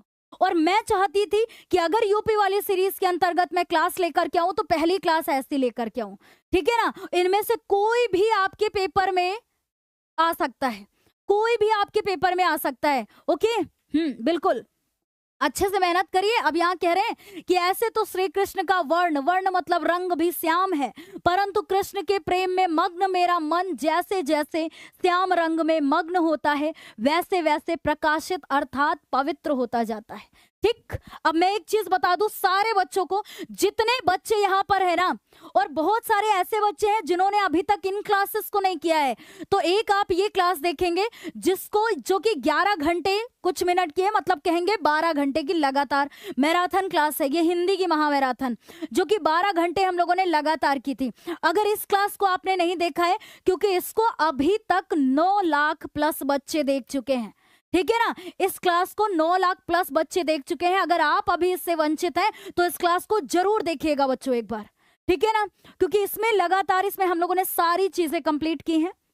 और फिर उसके बाद एक क्लास ये है कि जिसमें हम लोगों ने, देखिए आज की क्लास में कुछ महत्वपूर्ण पद्यांश किए, और एक ऐसी क्लास है, आप प्लेलिस्ट चेक करेंगे आपको ऐसा थंबनेल मिलेगा उसमें, है ना, ऐसी एक क्लास मिलेगी, उसको आपको करना है जिसमें हम लोगों ने बार बार पूछे जाने वाले महत्वपूर्ण पद्यांशों को किया है, ठीक है, पद्यांशों को किया है। तो इस क्लास को भी आपको करना है। और एक सेट में जिसमें हम लोगों ने 2025 के सभी सेटों के प्रश्नों को किया है, ये वाली क्लास भी, और 2024 के सभी सेटों के प्रश्न को जिसमें हम लोगों ने ये किया है।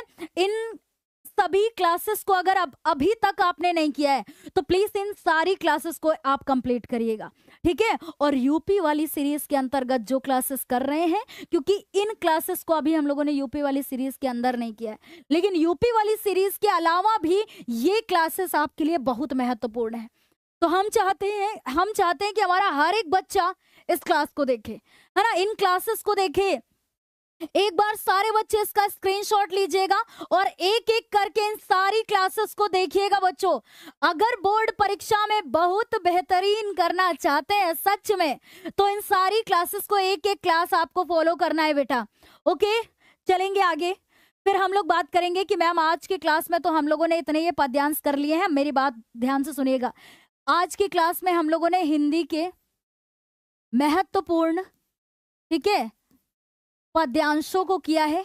आज हम लोगों ने हिंदी के महत्वपूर्ण पद्यांश किए हैं, जिसका हम लोगों ने पार्ट 1 किया है आज, ठीक है, जिसका पार्ट 1 किया है। अब इसका पार्ट 2 कब मिलेगा आपको? कल शाम को 4 बजे, यानी कल है 23 जनवरी शाम को 4 बजे इसका पार्ट 2 मिलेगा, और 24 जनवरी शाम को 4 बजे आपको इसका पार्ट 3 मिलेगा।